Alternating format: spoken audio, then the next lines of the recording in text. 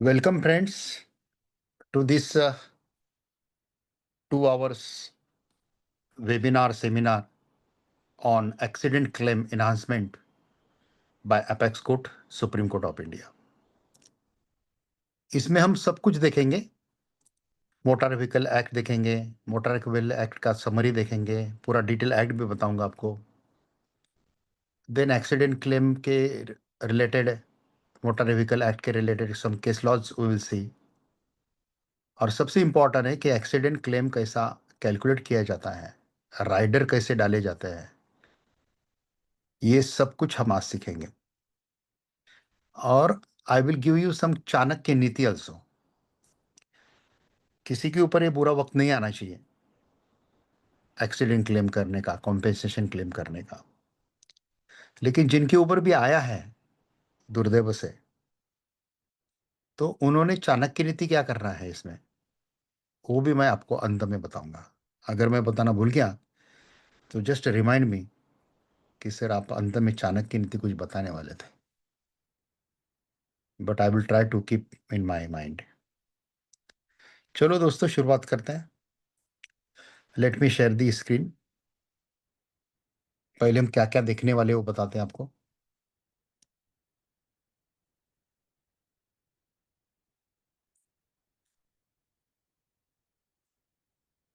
काफी लोगों का रजिस्ट्रेशन हुआ है, अभी आहिस्ते आहिस्ते लोग ज्वाइन होंगे, लेकिन टाइम पे प्रोग्राम शुरू करते हैं तो टाइम पे एंड कर सकते हैं।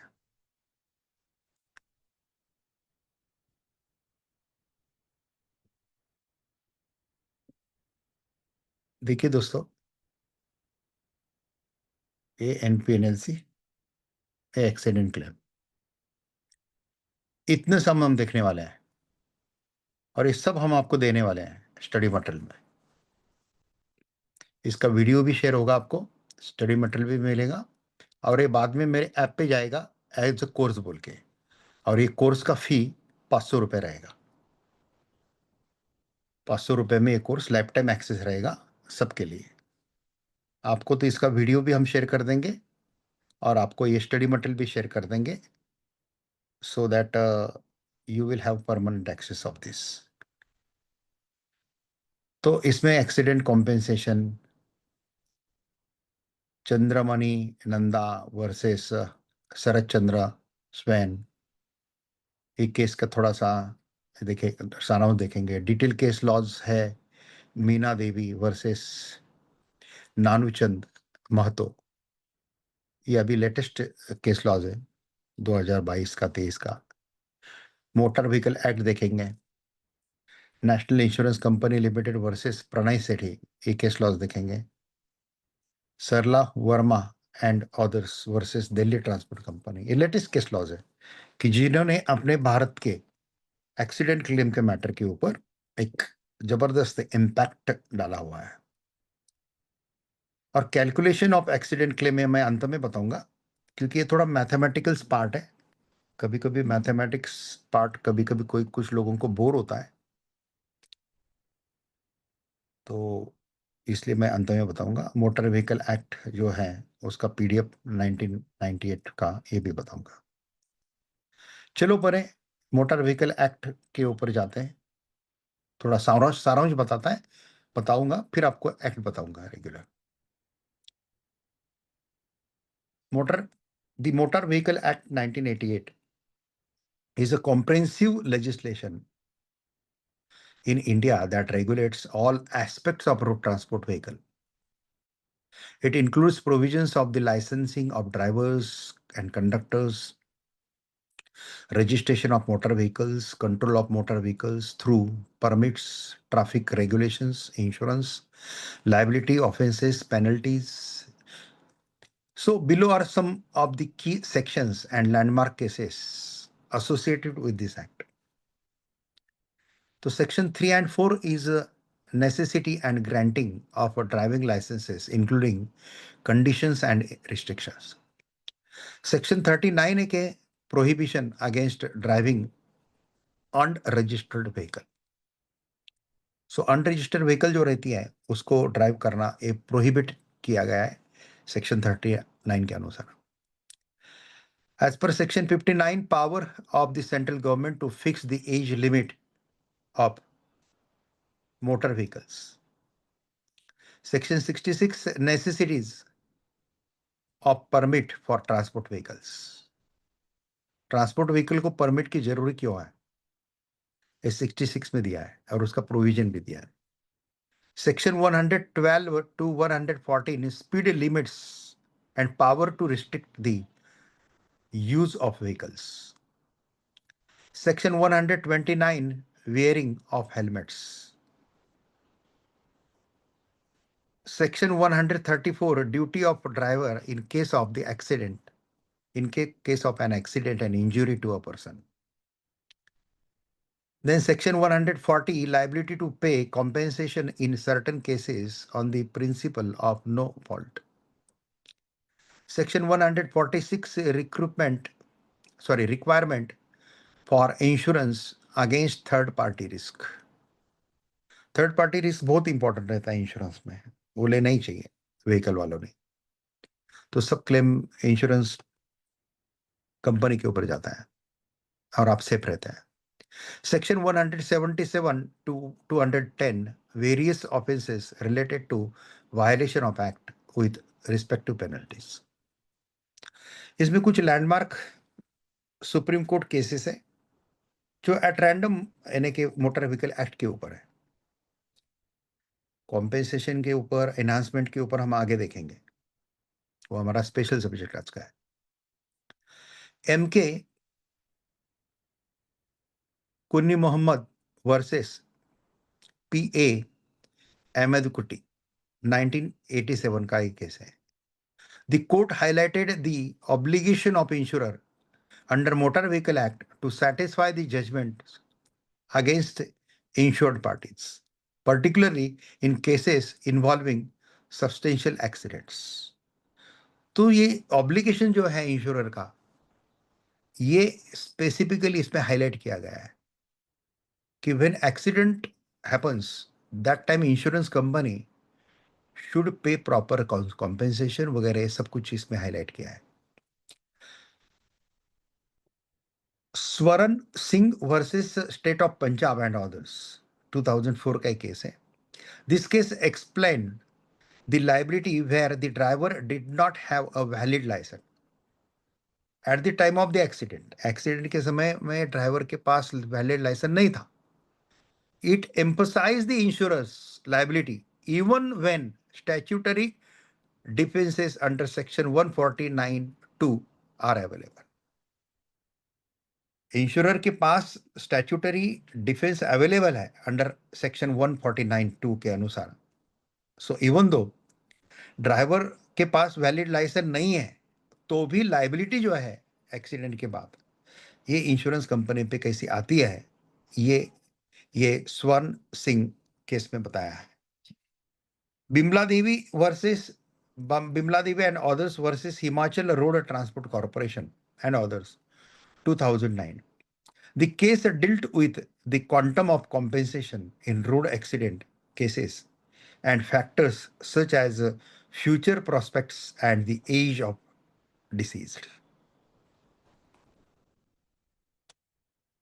तो एक्सीडेंटल डेथ में कि वो जो जिसका विक्टिम है, जिसका डेथ हुआ है, उसका करंट इनकम क्या है, इसका फ्यूचर प्रोस्पेक्ट क्या है, ये भी देखा जाएगा, एज देखा जाएगा. ये सब कुछ बिमला देवी में दिया है. राजा थी वर्सेस गणेशन in 1999 का केस है. The court held that the non-holding of the driving license does not share negligence attributable to the claimants and the insurance is liable to pay compensation. Non holding driving licence है तो भी insurance company को, insurer को compensation देने के लिए liable पकड़ा गया है. इसका मतलब विदाउट ड्राइविंग लाइसेंस ड्राइविंग करो ऐसा नहीं बोल रहा हूं मैं. बट इंश्योरेंस कंपनी जब पैसा इतना लेती है तब इंश्योरेंस कंपनी का ऑब्लिगेशन है जानबूझ के तो कोई एक्सीडेंट नहीं करता है, जानबूझ के तो कोई किसी को मारता नहीं है, जानबूझ के कोई विदाउट लाइसेंस ड्राइविंग भी नहीं करता। कभी कभी भूल जाते हैं घर पे, कभी कभी कुछ इशू होते हैं। So that happens. Sarla Verma and others versus Delhi transport corporation and others, इसमें के दो तीन केसेस मैंने आपको डिटेल में दिया है। This case help streamline the method of awarding just compensation under the act by guiding appropriate multipliers, ये multiplier बहुत इंपॉर्टेंट है, एंड डिडक्शन। तो मल्टीप्लायर डिडक्शन से कैसे अप्लाई किए जाते हैं इंश्योरेंस क्लेम कैलकुलेट करते समय, जो हम एक उदाहरण के साथ सीखेंगे आज। तो ये सब कुछ ये केस में दिया है सरला Verma. Today my schedule was very hectic in Supreme Court, 2-3 matters hearing, then tomorrow's matters hearing study, then Rotary Club's meeting. Just 5 minutes earlier, I just came from my meeting from Ashoka Hotel. Just I arrived. So little bit tiredness is there, but once I started speaking, tiredness will automatically go out. जैसे जैसे सरस्वती माता जीवा पे आ जाएगी, उनकी कृपा हो जाएगी, वैसा वैसा अलस जो है या जो टायर्डनेस है ये निकल जाएगा। अब इसकी सिग्निफिकेंस क्या है? What is the significance? The Motor Vehicle Act 1988 is essential for regulating road traffic and ensuring safety on the Indian roads. It has been subject to various amendments to keep up with changing circumstances, such as Motor Vehicle Amendment Act 2019 also, which introduced uh, sticker penalties and technological improvements in enforcement of mechanisms. The Supreme Court of India has played a crucial role in interpreting various provisions of this act, ensuring fair compensation and balancing the rights and liability of insured and victim of the road accident. So this is just overall highlight of this act. अभी I will show you वो पूरा act बताता हूँ आपको, जो आपके study material में मैंने दिया है। ये पूरा एक्ट है। अब पूरा एक्ट देखने गए तो कम से कम पूरा एक्ट अगर पढ़ना है तो लिटरली 2 घंटे रोज देते हैं तो कम से कम 5 दिन लगेंगे। सो ये काम आपको होमवर्क के लिए दे रहा हूँ मैं। It is not possible for me to cover all this in 2 hours. आपको, हाँ, आपको कॉम्पेंसेशन कैसा निकालना, main section, main case law जो प्रैक्टिस के लिए जरूरी है वो दूंगा, और एक कॉमन मैन बोल के या सोशल वर्कर बोल के जो आपके पास चाहिए चीजें, ये भी मैं आपको दूंगा। और ये हॉस्पिटल के जो लोग हैं, डॉक्टर लोग हैं, इनको भी ये चीजें मालूम चाहिए, क्योंकि एक्सीडेंट के पास सीधा ये डॉक्टर के पास ही आते हैं, किसी हॉस्पिटल में जाते हैं, तो they should know about the motor vehicle act, this compensation, everything they should know. तो देखो दोस्तों, इसमें चैप्टर 1 में प्रिलिमिनरी दिया है, इसमें सेक्शन 1 एंड 2 है।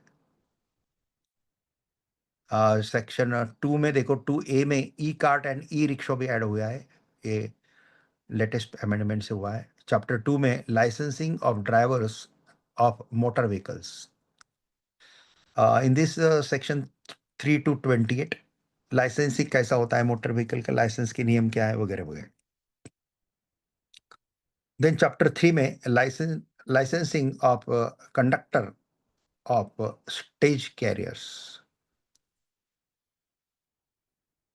Then this is up 29 to 38. Then chapter 4, registration of motor vehicles, 39 to 65. Chapter 5, control of transport vehicles, 66 to 96. जितने भी ट्रांसपोर्ट व्हीकल चलाने वाले हैं सबको ये मालूम चाहिए भाई, एक्चुअली कितना क्राउड आना चाहिए ना ये प्रोग्राम को। सोचो ना, हर रिक्शा वाले को जरूरत है इसकी है, हर ट्रांसपोर्ट व्हीकल वाले को जरूरत है इसकी है, सबको भी जरूरत है। इंश्योरेंस कंपनी के जितने भी एजेंट हैं, they should attend this programme, करना चाहिए उन्होंने अटेंड। लेकिन क्या करें, अवेयरनेस थोड़ा थोड़ा थोड़ा थोड़ा हो रहा है। ज्यादा टिकट भी नहीं रखा है, ओनली 50 रुपीज रखा है। 50 रुपीज भी इसलिए रखा है क्योंकि आप सिंसियरली 2 घंटा बैठेंगे मेरे सामने। फ्री में है तो आएंगे जाएंगे, ऐसा होता है। चैप्टर 6 है special provisions related to state transport undertakings. ये 97 सेक्शन से लेके 108 तक है। देन चैप्टर 7 है construction equipment and maintenance of motor vehicles. इसके 3 ही सेक्शन है, 109 टू 111। चैप्टर 8 में है कंट्रोल ऑफ ट्रैफिक, ट्रैफिक का कंट्रोल। ट्रैफिक पुलिस को ये मालूम ही चाहिए। Section 112 to 138। चैप्टर 9 है motor vehicle temporary living and visiting India. Motor vehicles temporary living और विजिटिंग इंडिया, जो भारत में बाहर से मोटर व्हीकल आते हैं टेम्पररी विजिट करने के लिए इंडिया के, या इंडिया से बाहर जाता है कुछ दिन के लिए, तो उसकी बारे में प्रोविजन चैप्टर 9 में है। जैसे कि आपको आप अमेरिका को जा रहे हैं और उधर 2-4 महीने रहने वाले हैं, तो फिर उधर का लाइसेंस पासिंग करवा लेना जरूरी रहेगा। इधर का, इधर से वो गाड़ी लेके जाने का, और फिर उधर अपने अपने गाड़ी में आप घूम सकते हैं। खाली वो आप left drive, left hand drive, right hand drive, वो खाली देखना पड़ेगा, उतना वो चेंज करना पड़ेगा। अगर सेम है अपने जैसे CIS कंट्री जितने भी जहाँ पे ब्रिटिश का रास्ता, वहाँ पे सेम अपने जैसे ही है। बाकी कंट्री में थोड़ा उल्टा है, लेकिन कोई बात नहीं, वो थोड़ा चलाने में 1-2-3 किलोमीटर थोड़ा तकलीफ होता है। Then we get use to that. तो उसके बारे में रूल दिया है 139 से लेके, नहीं 139 में ही दिया है। Chapter 10 liability without fault in certain cases, liability without fault in certain cases 140 to 144। Chapter 11 दिया है insurance of motor vehicle against third party risk. Insurance of motor vehicles against third party risk, ये सबसे important है accident claim के calculations के लिए। Accident claim के practice करने वाले जो लॉयर हैं उनके लिए, जो बेसिक कोर्ट में प्रैक्टिस करते हैं, एक्सीडेंट ट्रिब्यूनल में प्रैक्टिस करते हैं उनके लिए, जो अपील में करते हैं, हमारे जैसे जो सुप्रीम कोर्ट पे काम करते हैं उनके लिए भी जरूरी है। 145 सेक्शन से लेके 164 सेक्शन इसमें है। चैप्टर 12 है क्लेम्स ट्रिब्यूनल्स, क्लेम ट्रिब्यूनल का स्थापना वगैरह सब इसमें दिया है, और उसको अप्लाई कैसे करना, क्या करना, वो दिया है 165 टू 176। चैप्टर 13 में ऑफेंसेस पेनल्टीज एंड प्रोसीजर दिया है।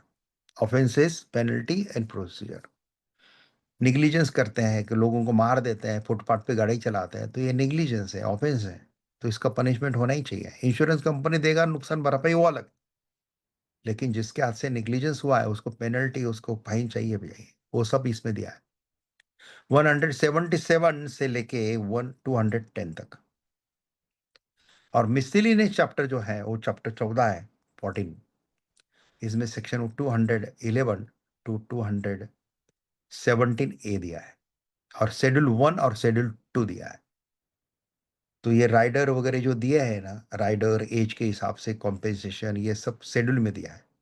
जस्ट मैं आपको शेड्यूल बताता हूँ थोड़ा सा,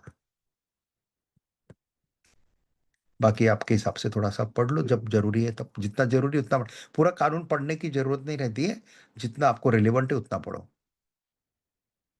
ये देखो, ये सेकंड शेड्यूल है, schedule for compensation of third part fatal accident injury cases claims. इसमें फिर एज ऑफ विक्टिम, इधर वर्टिकल में एज ऑफ विक्टिम दिया है देखो, अबाउट 15 ईयर्स, अबाउट 20 ईयर्स वगैरह वगैरह, और ये मल्टीप्लायर दिए हैं। अभी सपोज कोई 20 से 25 ईयर के बीच में गया है तो उसको मल्टीप्लायर 17 है। कोई 15 साल के पहले गया है तो उसका मल्टीप्लायर 15 है। कोई 25 से 30 के बीच में गया है, उसको मल्टीप्लाई 18 है। हाईएस्ट मल्टीप्लाई 18 है, 18, क्योंकि ये एज में यंग बच्चा रहता है, कमाने के लिए भी लगता है, सब हो, इसलिए है। उसके बाद फिर जैसे जैसा एज कम हो जाएगा ना, वैसे वैसे मल्टीप्लायर कम हो जाएगी। अभी मेरी उम्र में कोई जाएगा 60 प्लस में, तो इसको 5 ही मल्टीप्लायर है। 65 अबव में भी 5 मल्टीप्लायर है, यानी कि अबव बोले तो 100 हो, 110 हो, कुछ भी हो, सो कुछ ना कुछ कॉम्पेंसेशन अच्छा मिलेगा। बाकी इधर जो है ये रुपीज इन थाउजेंड्स है, ये दिया है। यानी compensation in case of death, ये death in case of death है। बाकी फिर amount compensation shall not be less than 50,000। कोई भी कैसा भी एक्सीडेंट हो, कितना भी छोटा हो, उसको 50,000 से कम कॉम्पेंसेशन नहीं दिया जाएगा, 50,000 से आगे दिया जाएगा। फिर following general damages shall be payable in addition to compensation outline. Funeral expenses देना है। अभी तू 2,000 में क्या होता है यार, लकड़ी भी नहीं आती है, लेकिन क्या करें, अभी कानून है। लॉस ऑफ, लेकिन ट्राइब्यूनल को वो ये है, क्या बोलते हैं, डिस्क्रिशन पावर है, वो इसमें कम ज्यादा कर सकती है,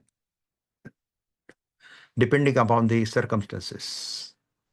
loss of consortium if beneficiary is spouse. Husband wife में का कोई एक गया है, तो लॉस ऑफ कंसोर्टियम उसका 5,000 मिलता है। Loss of state, medical expenses, ये सब दिया है। पेन, सफरिंग्स, ग्रीवेंस, इंजुरीज वगैरह दिया है। मेडिकल ट्रीटमेंट के लिए वगैरह, मेडिकल एक्सपेंसेस के लिए क्या है वो दिया है। नॉन अर्निंग पर्सन के लिए, नॉन अर्निंग पर्सन है तो भी उसका इनकम 15,000 पर एनम पकड़ा जाएगा, ऐसा है। लेकिन इसमें सुप्रीम कोर्ट के केस लॉ से बीच में चेंज हुआ है। सुप्रीम कोर्ट के केस लॉ ने इसको इंटरप्रेट करके थोड़ा सा समय के अनुसार उसको चेंज किया है। तो ये लॉ प्रमाणभूत है, ये याद रखना है, मेन प्रमाण लॉ का है। तो लॉ बताया मैंने आपको, ये बताया। अभी हम आपको बताते हैं एक्सीडेंट कॉम्पेंसेशन के बारे में, फिर उसके केस लॉज के बारे में बताएंगे कुछ, और फिर अंत में हम आपको बताएंगे मल्टीप्लायर कैसे होते हैं, एक्सीडेंट क्लेम कैसे कैलकुलेट होते हैं, और एंड में फिर हम आपको चाणक्य नीति बताएंगे कि किसी के ऊपर बुरा वक्त आता है तो चाणक्य नीति कैसे करने का, ताकि वो कंपेंसेशन कम ना हो, कॉम्पेंसेशन आपका अच्छा मिले। आदमी को तो वापस कोई नहीं दे सकता आपको, nobody can give you back your beloved who has occurred death due to the accident, nobody can give that। लेकिन जो कॉम्पेंसेशन कानून में है वो कम नहीं होना चाहिए, ये थोड़ा सा ख्याल रखना है। और थोड़ा सा लेजी रहते तो क्या प्रॉब्लम आता है वो भी मैं बताऊंगा आपको, एंड में बताऊंगा। इसलिए मसाला जो है ना, खास खास वो एंड में रखा है। एक्चुअली जनरली इतने लेट हम नहीं लेते वेबिनार, लेकिन आज मुझे लेना ही था, क्योंकि मुझे कल शाम को बाहर जाना था, तो आज लेना ही था। मैं बोला चलो एक 9 बजे ले लेते हैं, कोई प्रॉब्लम नहीं। नहीं तो otherwise our webinar is always around 6:30 7 PM ऐसा रहता है, तो कि जो 9 बजे खत्म होता है। Accident compensation specially in the context of motor vehicle accident has been a significant area of focus for the Supreme Court of India. The courts have consistently worked towards ensuring just and fair compensation for victims through various judgments, often enhancing the amounts awarded by lower courts. Lower court ने जो amounts दिया है उसको enhance ही किया है हमारे court ने। Below are some insights into this area. तो key aspect in accident compensation, तो पहला की एस्पेक्ट है just and fair compensation. Supreme Court emphasized that compensation should be just and align with the victim's socio-economical conditions and future needs. तो victim जिसका death हुआ है या जिसका एक्सीडेंट हुआ, इंजूर्ड हुआ है, ऐसा जो विक्टिम है तो उसका सोशो इकोनॉमिकल कंडीशन क्या है। कोई वर्कर है तो उसका कंडीशन अलग है, कोई ऑफिसर है उसका कंडीशन अलग है, कोई क्लास 1 ऑफिसर है कोई अलग है, कोई लॉयर है, कोई डॉक्टर है, कोई मंत्री है, कोई नेता है। तो हर एक का सोशियो इकोनॉमिक कंडीशन भी देखना चाहिए, फ्यूचर नीड भी देखनी चाहिए उसकी, तो जस्ट एंड फेयर कॉम्पेंसेशन चाहिए। Multiplier method used to calculate compensation for loss of income due to death or disability, taking into account the age of deceased and dependents. They're very important, very very important. Multiplier method जो है ना, ये कैसी calculate की गई है कि उसका डेथ हुआ है या वो डिसेबिलिटी है, taking into account his age also, and उसके ऊपर डिपेंडेंट कितने हैं, कोई कर्ता पुरुष जिसको बोलते हैं एक्टिव पर्सन, वो अगर जाता है तो उसके पीछे अगर 4 डिपेंडेंट है तो फिर कॉम्पेंसेशन का अमाउंट अलग हुआ। Non pecuniary damages include compensation for pain and sufferings, loss of consortium and loss of enjoyment of life. Consortium means husband and wife में का कोई भी एक गया ना तो बहुत बड़ा लॉस होता है। वो एक सह जीवन साथी गमाने का लॉस है, that is called loss of consortium. And loss of enjoyment of life, किसी का अगर पैर चला जाता है, किसी का हाथ चला जाता है तो उसका loss of enjoyment of life चला जाता है, किसी की आंख चली जाती है। Future prospects, consideration of the deceased और insured persons potential future earning and promotions. Future earning promotions जो है, यानी कि फ्यूचर अर्निंग क्या है, ये अगर रिटायरमेंट होने तक कौन से प्रमोशन पे जाने वाला था, इसको यहां तक सोचा जाता है फ्यूचर प्रोस्पेक्टस में। ये बहुत अच्छा तरह से एलेबरेट अगर लॉयर करता है ना तो पार्टी को अच्छा कॉम्पेंसेशन मिलेगा। बियॉन्ड लॉ, लॉ में जो दिया है ना उससे ज्यादा आपको बढ़ा चढ़ा के प्रेजेंटेशन करता रहना चाहिए, तो वो उसका एक मजा अलग होता है। No fault liability, the principle under which compensation is provided without the need to prove negligence। Negligence किसका है, नेग्लिजेंस प्रूव करे बगैर कॉम्पेंसेशन देना है as per section 140 of motor vehicle act 1988। हमने देखा थोड़ी देर पहले 140 कि नेग्लिजेंस प्रूव करने की जरूरत नहीं है, without the need of prove negligence. ऐसा अगर होता ना तो नेग्लिजेंस है तो फिर हाथ ऊपर कर दिए, हम नहीं देंगे कॉम्पेंसेशन। कौन बोलता है, इंश्योरेंस कंपनी बोलता है, ऐसा नहीं चलेगा। रिसेंट लैंडमार्क केसेस, मॉल, अब ये जो लैंडमार्क केसेस है ना ये रिलेटेड टू कॉम्पेंसेशन ही है, एंड कॉम्पेंसेशन स्पेसिफिकली एनहांसमेंट के रिलेटेड है। और भी मैंने लेटेस्ट एकदम अभी के 2022 23 24 का भी मैंने दिया है आपको, अभी अभी का एक दिया है मैंने आपको जो स्टडी मटेरियल में है। Malar Viji and others versus United India insurance company limited. पहले 2 ही कंपनी थी, United India insurance, oriented insurance, एक सब सरकारी कंपनी थी। अभी थोड़ी सी ये आई नेशनल इंश्योरेंस कंपनी लिमिटेड, ये सब आई। अभी थोड़ी सी प्राइवेट कंपनी अभी आई है इसमें। Supreme court enhances the compensation awarded by the high court. High court ने जो कॉम्पेंसेशन दिया था उसको सुप्रीम कोर्ट ने एनहांस किया, बढ़ाया। एनहांस मीन्स टू इंक्रीज, बढ़ाना।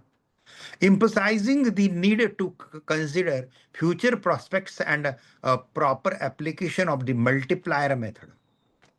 मल्टीप्लायर मेथड थोड़ी देर पहले मैंने मल्टीप्लायर बताया था, एज के अनुसार है। सबसे ज्यादा मल्टीप्लायर 18 मिलता है, कहाँ पे, जिसका एज 25 से 30 के बीच में है। 22 से 25 के 20 से 25 के बीच में जिसका एज है उसको मल्टीप्लायर 17 मिलता है।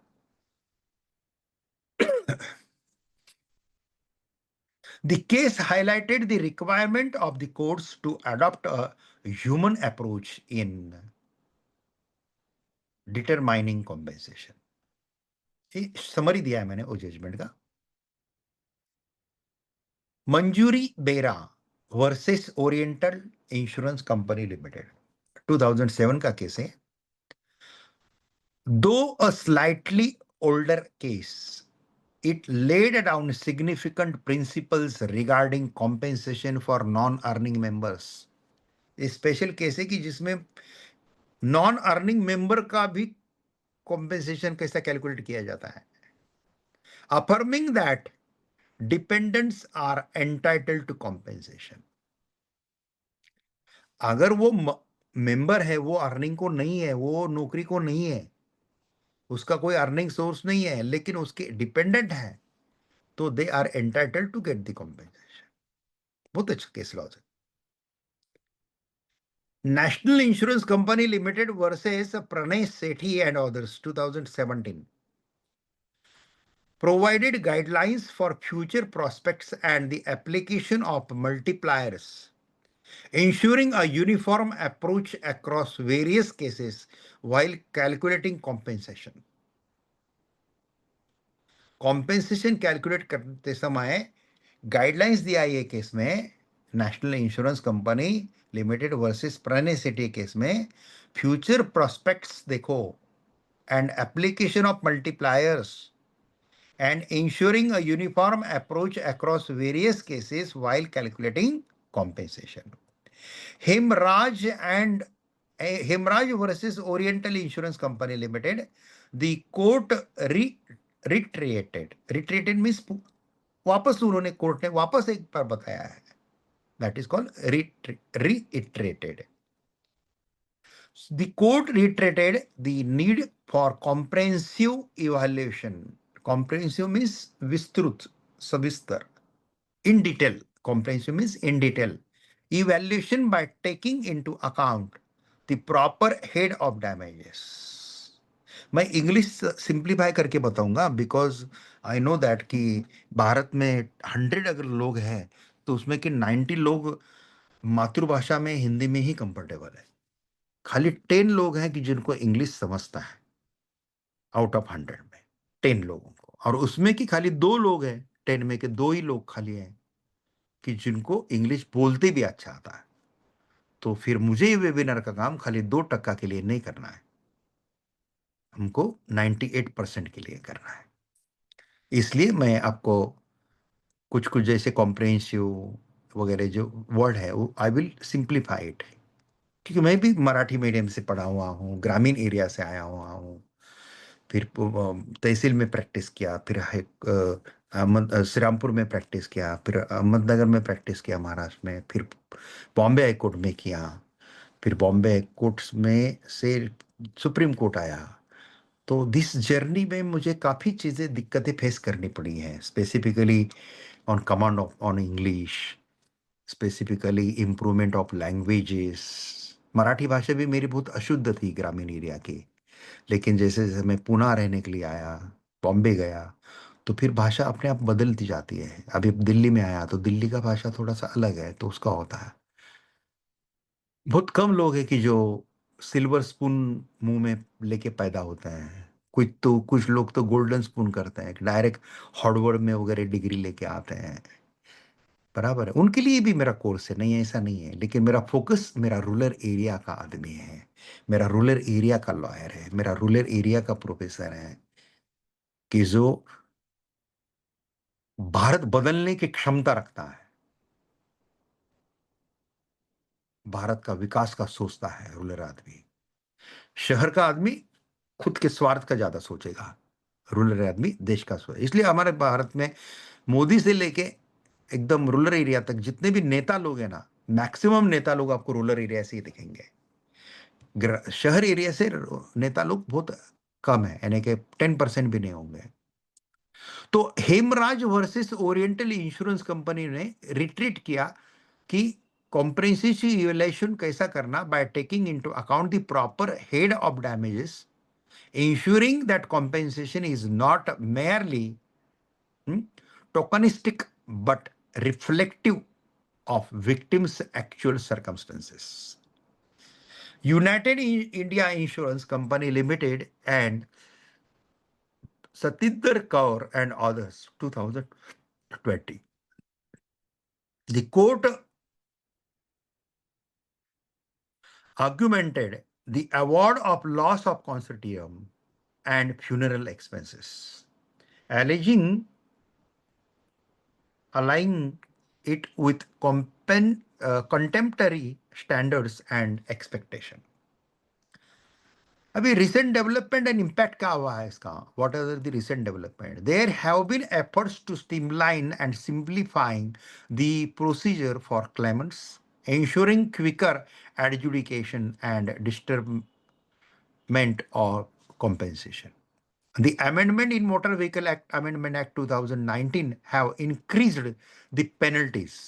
ये कानून से पेनल्टी इंक्रीज हुआ है and introduce provisions to ensure the higher compensation is payable for hit and run cases. जो हिट करके भाग जाते हैं ना, क्या बोलते हैं उसको, एक्सीडेंट करके भाग जाने वाले जो है, इनको हायर कॉम्पेंसेशन और हायर पेनल्टीज कैसी लगनी चाहिए, ये दिया है। और लेकिन जिसके हाथ से एक्सीडेंट होता है, वो एक्सीडेंट जिसका हुआ है उसको लेके अगर हॉस्पिटल में जाता है, खुद ये करता है और इसका प्रूफ हो जाता है, तो उसको पनिशमेंट या उसको पेनल्टी लगेगी। पनिशमेंट, इम्प्रिजनमेंट तो होगा ही नहीं, लेकिन पेनल्टी भी उसको बहुत नॉमिनल लगेगी। इसलिए कभी भी गलती से अगर एक्सीडेंट होता है तो don't run away from that place. Just help to that particular person. Take him with you or with some other vehicle to hospital. उसको एडमिट करवाइए, सब करवाइए। एक्सीडेंट क्लेम में जिसका एक्सीडेंट होता है उसकी परिस्थिति गरीब है, श्रीमंत है, ये है, वो है, ये हॉस्पिटल को भी देखना नहीं है, उसका ट्रीटमेंट करना ही करना है। हमारे दिल्ली में तो एक्सीडेंट केस में जिसका भी ट्रीटमेंट होता है, सब खर्चा भारत दिल्ली सरकार ही करता है, फिर वो अमीर हो या पुअर हो, लेकिन हर जगह पे वो होगा। लेकिन हॉस्पिटल को अगर वो खर्चा नहीं मिला तो government is responsible for that, government वो पैसा देगी। लेकिन इतना पैसा भरो, फिर हम ऑपरेशन शुरू करेंगे, फिर बचाएंगे, ऐसा करने का, बोलने का अधिकार किसी भी डॉक्टर को नहीं है, किसी भी हॉस्पिटल को नहीं है। ये याद रखना। अगर गलती से कुछ ऐसा करेंगे तो ये, और ये मानवता के खिलाफ भी है। It is against principle of natural justice also, it is a principle of spiritual science also. इसलिए जो एकदम बेकार घायल है, उसका जान बचाने की जितनी कोशिश कर सकते हैं करो। डॉक्टर लोगों को, पुलिस को कितना देवता माना था कोविड पीरियड में, हमने देखा है क्या इमेज क्रिएट किया डॉक्टर लोगों ने अपना, कितना जान जोखिम में डाल के उन्होंने काम किया है। पुलिस ने भी कितना किया है, नर्सेस ने भी कितना किया है। हाँ, हमारे लिए तो ठीक है, सुप्रीम कोर्ट, हाई कोर्ट, हम वर्चुअल हो गए, एकदम वर्चुअल करने लगे काम। लेकिन जिनको रेगुलर लॉ ये देखना था, हेल्थ का पूरा कंडीशन देखना था, उनका कितना बड़ा योगदान है। Conclusion. The Supreme Court of India's stand on accident compensation reflect a progressive approach aimed at ensuring that victims and their families receive due support. Through various ruling and interpretations, the court seeks to balance statutory provisions with human, humanitarian considerations, upholding justice and equity. These case laws have played a crucial role in shaping the framework for accident compensation in India, setting precedents for future adjudications. Precedent means ये एक case laws president तब बनती है जब वो case laws reported हो या non reported हो, लेकिन उसमें से कुछ इंटरप्रिटेशन लॉ का किया जाता है, तो that is precedent. And as per Article 141 of Constitution of India, any judgment of Supreme Court is binding upon all over India's all courts except the judgment of Article 142. 142 का judgement ही खाली applicable नहीं है, बाकी हर judgement applicable है। Article 142 क्या है? Article 142 supreme court के जजेस को एक इनहरेंट पावर देता है टू कंप्लीट द जस्टिस। अगर उनको कुछ मन से, दिल से अगर कुछ एक्शन लेना है तो ले सकते हैं, लेकिन फिर वो दिल से लिया हुआ एक्शन, मन से लिया हुआ एक्शन, वो प्रेसिडेंट नहीं बनेगा, वो भारत के सभी कोर्ट को एप्लीकेबल नहीं होगा। जैसा राम जन्मभूमि बाबरी मस्जिद का जो जजमेंट है, ये आर्टिकल 142 के अनुसार लिया गया है, इसलिए ये हम कृष्ण भूमि छुड़ाने के लिए यूज नहीं कर सकते as a case laws, because that decision was taken under the article 142। Special power use किया क्योंकि बहुत सालों से झगड़ा चल रहा था ना, इसलिए झगड़ा खत्म करने के एंगल से सबूत है नहीं है, प्रेयर अलग था, सब कुछ अलग था, लेकिन उन्होंने कंप्लीट उसको सेटल कर दिया। ऐसा सेटल करते आना चाहिए जुडिशरी को, इसलिए वो जुडिशरी को स्पेसिफिक एपेक्स कोर्ट के पावर दिया गया है। इसलिए काफी जगह पे हमारी कोर्ट ये आर्टिकल 142 का पावर यूज करती है फॉर कंप्लीट जस्टिस। कितना मजेदार है ना, लॉ बहुत ही इंटरेस्टिंग विषय है। चलो अभी हम थोड़ा सा आपको केस लॉस के बारे में बताते हैं।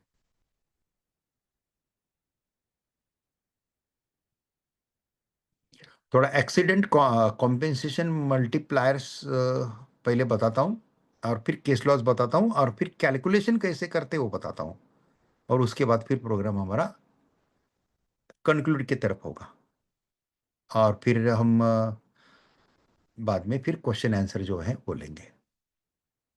क्वेश्चन आंसर के समय मैं आपको माइक ओपन कर दूंगा।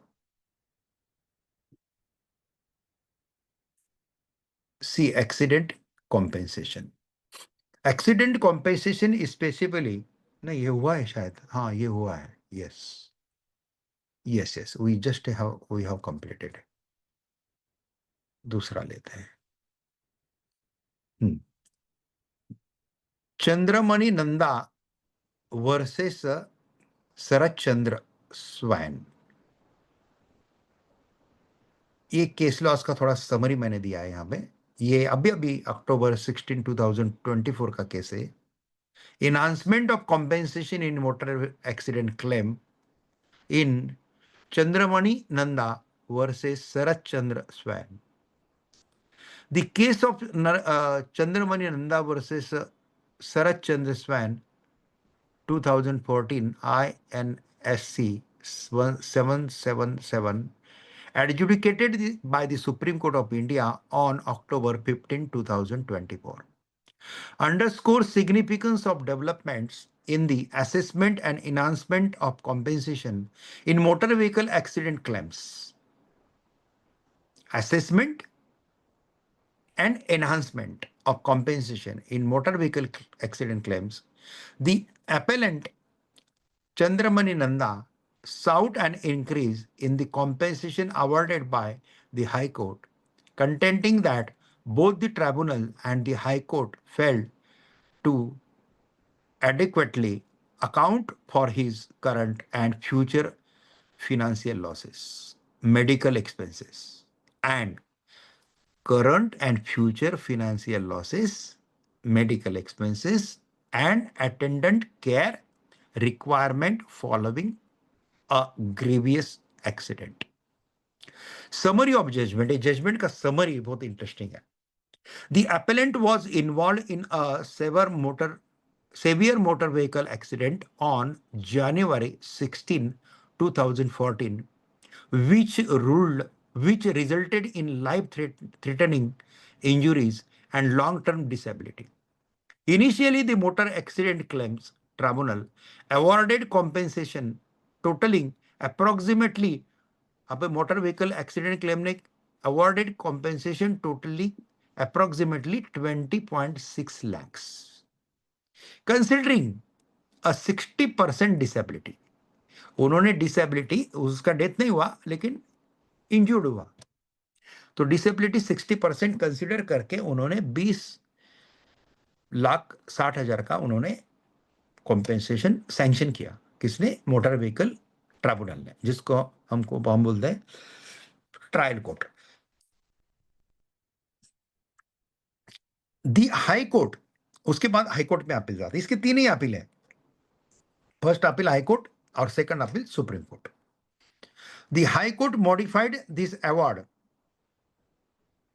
to approximately 31 lakh by recognizing a 100% functional disability. High court ने कौन से ग्राउंड पे 31 लाख कर दिया उसको? 100% फंक्शनल डिसेबिलिटी, वो डिसेबिलिटी 60% है, लेकिन फंक्शन करना है, कोई कार्य करना है, अर्निंग का कोई कार्य करना है, तो his disability is 100%. However, the appellant appealed to the Supreme Court, arguing for further enhancement of compensation to reflect updated income figures. Future prospects, high court ने फ्यूचर प्रोस्पेक्ट ख्याल में नहीं लिया था, एंड एडिशनल सफरिंग भी हाईकोर्ट ने consider नहीं किया था. Neither tribunal nor High Court has considered that. The Supreme Court, after careful deliberation, upheld the appellant's contention and further increasing the compensation to rupees 52.31 lakhs. देखो, tribunal का जो compensation है 20,60,000 का, इसको कंपेयर करता है तो ये डबल से ज्यादा हो गया, और हाईकोर्ट से भी काफी ज्यादा है. ये कंपैशन है मेरे कोर्ट के पास. क्या कोर्ट काम करती है यार, क्या बताओ दोस्तों. मेरे 34 जजेस एक्स्ट्राऑर्डिनरी टैलेंट है यार, एक्स्ट्राऑर्डिनरी टैलेंट है. उस दिन हमारा एक फैमिली मैटर चल रहा था जस्टिस जेबी पार्डेवाला के चैम्बर में, उनके बेंच पे क्या सामने चल रहा था, और दोनों को साथ में लाने के लिए, और बच्ची जो छोटी है उसको जो तकलीफ होने वाली है, हस्बैंड वाइफ माता पिता अलग होने के बाद जो तकलीफ होने वाली है, वो तकलीफ से बचाने के लिए what level of counselling justice party वाला हैड. दिमाग काम नहीं किया मेरा. हमको खुद को, लॉयर को भी इतना समय नहीं देते वो आर्गुमेंट करने के लिए, लेकिन वो ह्यूमन नेचर कैसा है एक आधे जज का, वो देखने जैसा है. सभी जज हमारा अच्छे ही है, बहुत कंपैशनेट है. इसलिए तो ये देखो ना, कहाँ 20 लाख का कॉम्पेंसेशन है, कहाँ 52 लाख है. इसलिए मैं जो चाणक्य नीति बाद में बताऊंगा ना एंड में, वो सबको सिखाओ, आप सबको सिखाओ. केस किसी को दो, हम नहीं बोल रहे कि सुप्रीम कोर्ट में केस हमारे पास ही दो. सब लॉयर अच्छे हैं, कोई खराब नहीं है, खाली चाणक्य नीति ध्यान में रखो और फिर केस दो. हम तो सुप्रीम कोर्ट छोड़ के इधर कोर्ट में जाते नहीं. Neither I am going to Delhi high court nor I am going to any tribunal. My and my 16 junior team fully focus on Supreme Court. इसलिए हमको हमारा कोर्ट का स्पीच मालूम है, हमको पिच मालूम है, कहाँ पे गुगली डालना है, कैसे डालना है, क्या डालना है, सब मालूम है. जो लोग ये कोर्ट में वो कोर्ट में वो कोर्ट में वो कोर्ट में ऐसे घूमते रहते हैं ना, उनको थोड़ा सा तकलीफ होता है, लेकिन उनकी जरूरत है इसलिए घूमते हैं. वो गलत करते हैं ऐसा कुछ नहीं है. चलो अभी एनालिसिस करते हैं इसका. इस केस में, ये जो केस है 24 का ना, इस केस में ये 3 केसेस उन्होंने स्पेशल रेफर किए. इससे ज्यादा केस रेफर किए, लेकिन मैंने यहाँ पे आपको समरी में ये 3 केसेस दिए हैं. द जजमेंट रेफर्ड सेवरल की प्रेसिडेंट. प्रेसिडेंट शब्द अलग है, प्रेसिडेंट अलग है. मेरा भी लॉ करने के पहले, लॉ सीखते समय मुझे प्रेसिडेंट शब्द प्रेसिडेंट जैसा लगता था. तो प्रेसिडेंट बोले तो अध्यक्ष वगैरह. प्रेसिडेंट मीन्स न्याय तत्व.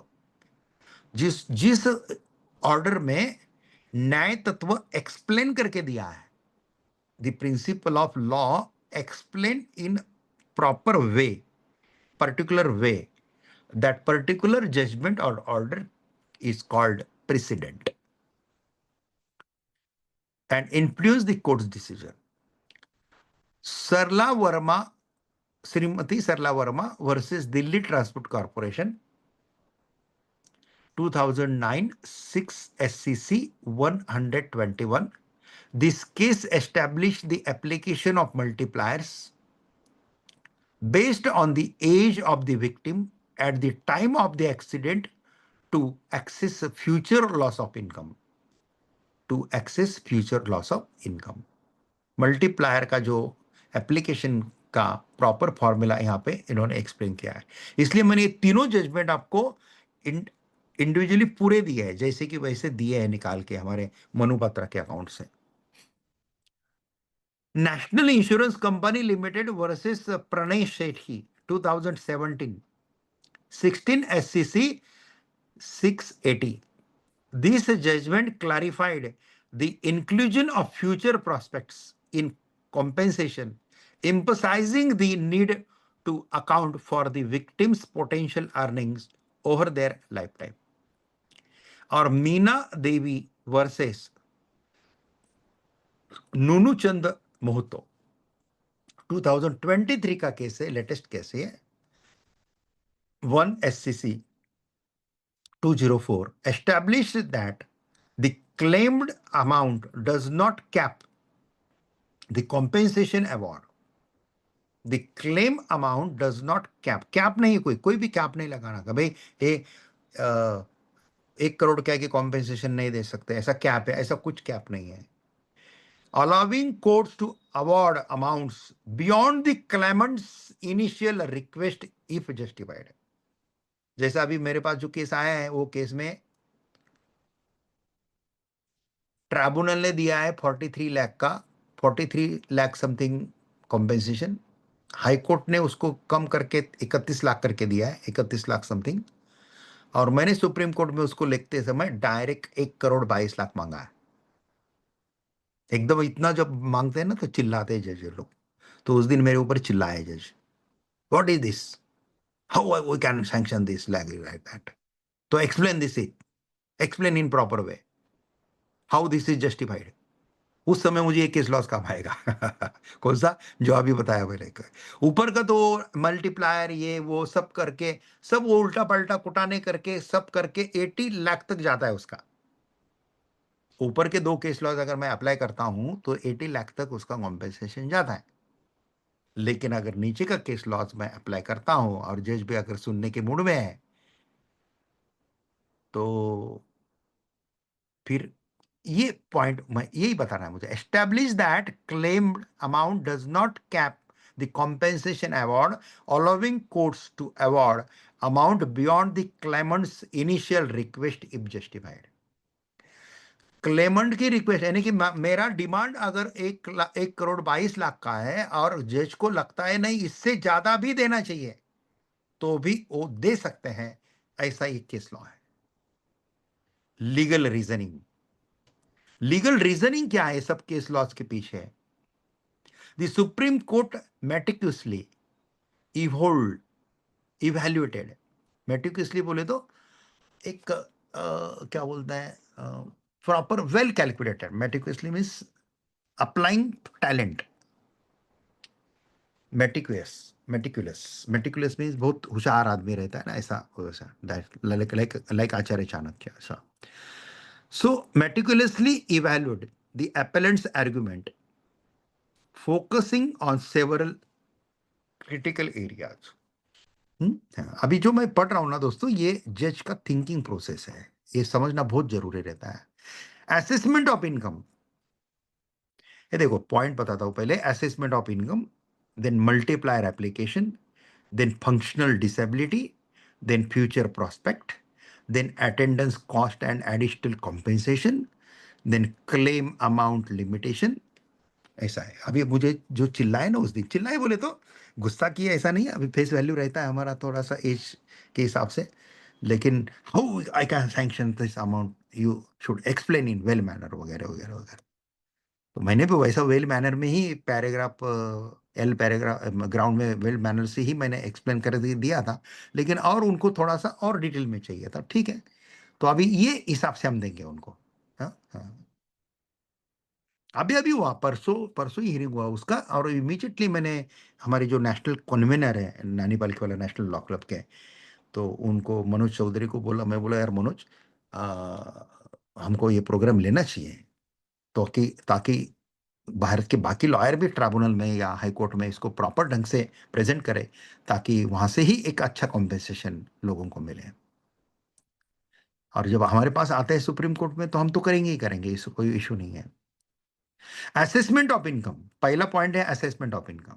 The court found that both the tribunal and high court relied on outdated income tax return, failing to consider the appellant's increasing earning post accident. उन्होंने खाली income tax in return consider किए थे outdated, लेकिन उसका post accident, accident के बाद उसका promotion ये वो प्रॉपरली कैलकुलेट नहीं किया गया था. Recognizing the appellant's progression for a higher income brackets, the court adjusted the annual income for compensation purposes. Multiplier application. The agreeing with the High Court, the Supreme Court uphold the use of multiplier of 16, appropriate for the appellant age group 32 years. 32 as के लिए 16 है multiplier. तो जो भी annual income निकलेगा उसको 16 से multiply करो. ये क्योंकि ये फ्यूचर इनकम होगा इसका. At the time of the accident to calculate future loss of income. Then functional disability. The court accepted the high court's assessment of 100% functional disability, recognizing the severe impact on neurocognitive injuries. Neurocognitive injuries, neuroscience means ये हमारा मेंदू का कोई ऐसे बीमारी या कोई accident से जो मेंदू का याददाश्त करने की remembering power somebody is losing, or somebody is facing some other issues, neurological issues like that, on the appellant's earning capacity. So that will affect the appellant's earning capacity. Future prospectus. अभी वो particular जो victim है उसका future prospectus भी हो सकता है ना. अभी कोई हीरो है तो उसको अलग अलग पिक्चर में एक रोल मिलने वाला था. आज तो ठीक है वो 1 करोड़ लेता है एक पिक्चर का, लेकिन फ्यूचर में आगे वो 5 करोड़ का भी होने वाला था. लेकिन एक फ्यूचर प्रोस्पेक्ट. कोई लॉयर है तो लॉयर आगे हाई कोर्ट में सुप्रीम कोर्ट में प्रैक्टिस करता है, सीनियर डेजिग्नेटेड होता है, ओके, तो उसका अर्निंग वो हिसाब से फ्यूचर का प्लान करना चाहिए. तो ये भी प्रॉपरली हमको करना है. Citing the National Insurance Company case, the court emphasized the necessity to include future prospect in compensation, thereby reflecting the appellant's long-term earning potential. So future prospectus in compensation, it should be reflect in long-term earning potential. Attendant cost and additional compensation. The court identified inadequacies in the initial award concerning the attendant care, loss of marriage prospects, hereby augmenting these components in the final compensation, and claim amount limitations.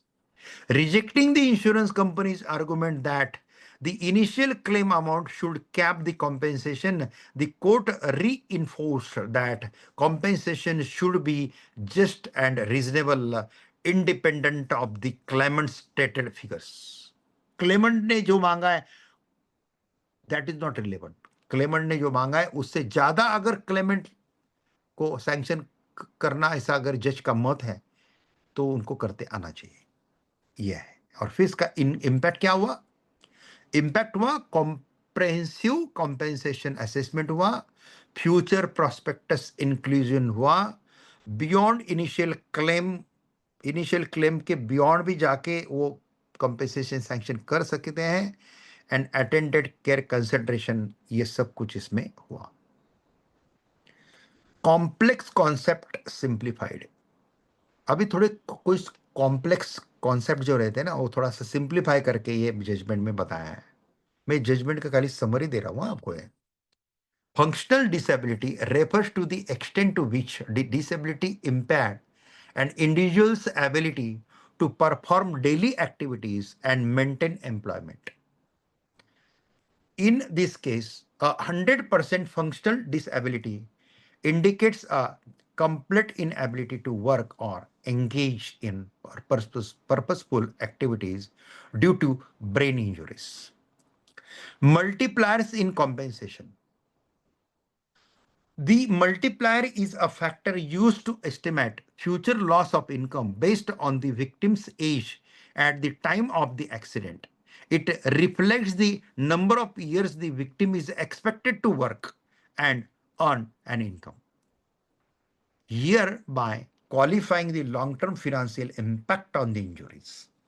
तो जो as पे वो गुजर गया है या वो injured हुआ है, पार्शियल डिसेबलिमेंट और परमानेंट डिसेबलमेंट हुआ है उसका, तो या डेथ हुआ है, तो वो सपोज 32 में हुआ तो वो 60 तक कितना रहा, तो इतना मल्टीप्लायर है। तो मल्टीप्लायर को भी एक क्या है, एक रिलेवेंस है। ऐसे मल्टीप्लायर दिमाग से किसी के निकले ऐसा नहीं है, 17 क्यों है, 16 क्यों है, फिर 65 के बाद 5 क्यों है, 5 तो रखे ही है। जैसे हमारा जैसा प्रोफेशन है, हमारे प्रोफेशन में, डॉक्टर के प्रोफेशन में रिटायरमेंट की कोई जरूरत ही नहीं है, हमारे लॉयर के प्रोफेशन में जरूरत ही नहीं है। हाँ, मेरे इंसॉल्वेंसी प्रोफेशनल के इसमें है, उसमें 70 रखा है एज। हमारा इंसॉल्वेंसी का, इंसॉल्वेंसी प्रोफेशनल बोल के काम करने में 70 रखा है, लेकिन टू गिव द कंसल्टेंसी उसको कोई दिया नहीं है टाइम लिमिट, यानी कि हम टिल द डेथ कर सकते हो अच्छे से। हमारे सुप्रीम कोर्ट में 96 तक का, 95 96 तक लोगों ने प्रैक्टिस किया हुआ है, वकालत किया हुआ है। And I want to break that record if Lord Krishna's blessing is with me. हाँ, और तो कोशिश तो चालू है। हम कोई नशा नहीं करते, कोई नॉनवेज नहीं खाते, कुछ नहीं कुछ नहीं। सुबह 6 बजे उठते हैं, 2 घंटा खुद को देते हैं, पूरा व्यायाम व्यायाम ध्यान धारणा ये सब कुछ 2 घंटा।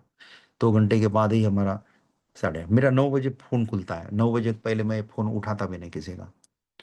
सुबह रात को 9 बजे से लेके सुबह 9 बजे तक कंप्लीट मेरा फोन बंद रहता है। और बीच में भी जब कोर्ट में बंद रहते हैं, यहाँ रहते हैं, ऐसे होता है। और क्लाइंट के साथ बात करने का टाइम जो रहता है, इस सुबह 9:30 से 10 के बीच में, या फिर शाम को 5 से 6 के बीच में, ऐसे ही रहता है। और कभी कभी इमरजेंसी तो फिर हम टाइम निकाल के दे देते हैं, वो बात अलग है। इसलिए हमारा पीए रहते हैं, पीए के थ्रू ही कॉन्टेक्ट होता है, पीए के थ्रू ही टाइमिंग दिया जाता है। तो future practice encompass the anticipated career growth. Future practice में anticipated career growth and earning potential of the victim, including this in compensation ensure that the victim is adequately recognized for potential income they are deprived of due to accident. और फिर conclusion इसमें इन्होंने क्या दिया, the supreme court decision in Chandramani Nanda versus Sarat Chandra Swain significantly advanced the jurisprudence surrounding compensation in motor accident cases by emphasizing a holistic evaluation of the victim's current and future financial status, medical needs, and personal sufferings. The court ensured that compensation awards are fair, comprehensive, and reflective of the true impact of such accident. This judgment not only reinforces the principles of justice and equity, but also provides a clear framework for future claims, ensuring that victims receive the support they rightfully deserve. और इसके जजेस कौन थे? हमारे अभी sitting जज हैं दोनों, J.K. Maheshwari, justice J.K. Maheshwari and honourable justice Rajesh Bindal sir. और एडवोकेट्स के नाम भी इसमें है।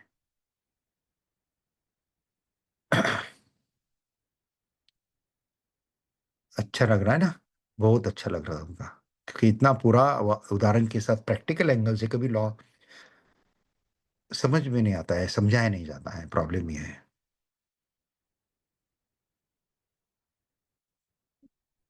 अभी कैलकुलेशन ऑफ एक्सीडेंट क्लेम पे जाने के पहले मैं केस लॉज बता देता हूँ एक बार आपको थोड़ा सा। एक केस लॉज है, ये अभी का बताता हूँ एकदम, 2025 का, 2025 का केस लॉ है। SVN भट्टी जज का है।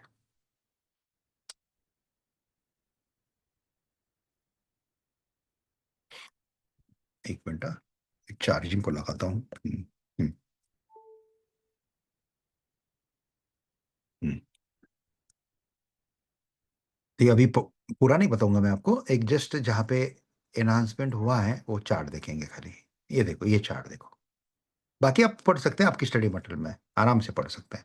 आपको होमवर्क है, 1 महीने तक जितना भी मैंने स्टडी मटेरियल दिया है 1 महीने में पूरा कंप्लीट करने का, और एक एफिडेविट मुझे भेजने का।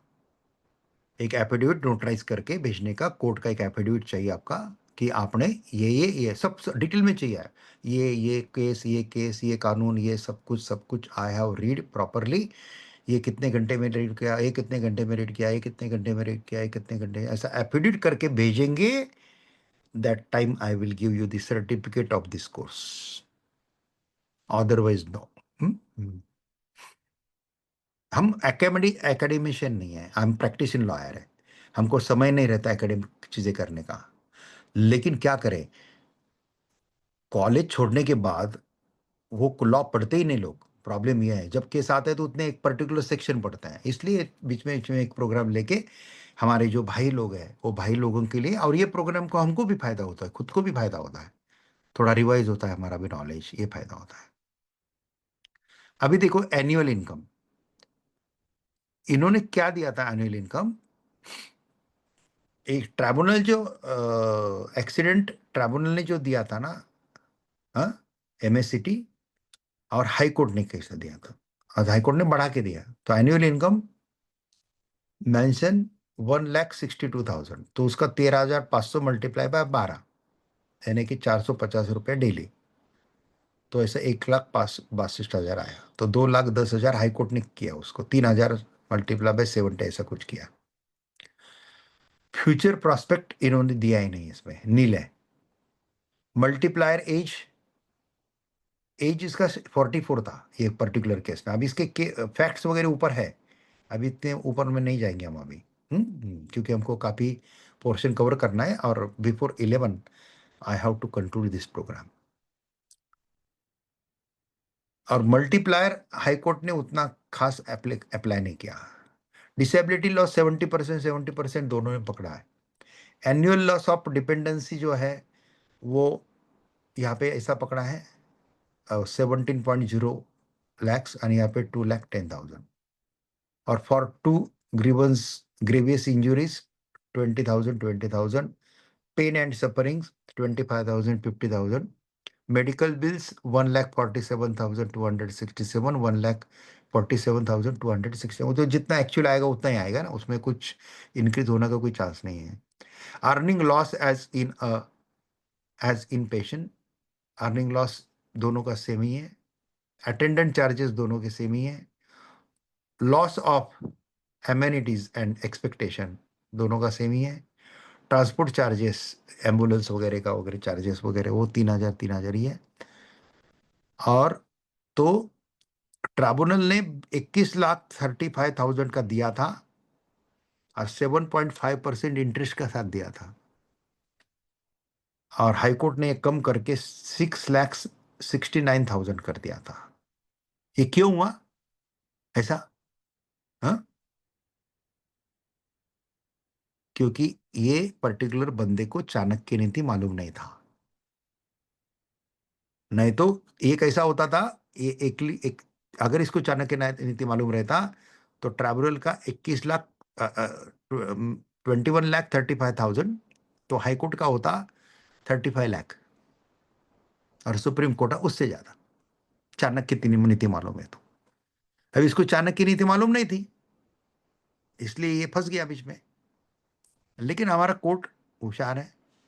हमारे कोर्ट ने क्या किया, वो कितना दिया वो बताता हूँ, और उसके रीजन भी दिए उन्होंने कोर्ट ने, कैसे कैसे अलग अलग केस लॉज वगैरह से अप्लाई करके। ये देखो, ये हमारा कोर्ट का कैलकुलेशन है। हाई कोर्ट ने जो 6 लाख करके दिया था, वो कोर्ट ने 12 लाख करके दे दिया। thus compensation work out rupees 12,09,017 with interest 7.5% per annum.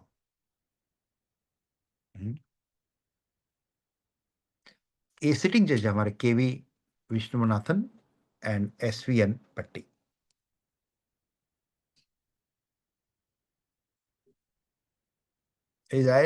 ये हमारे सुप्रीम कोर्ट के सबसे रईस जज है केवी विश्वनाथन।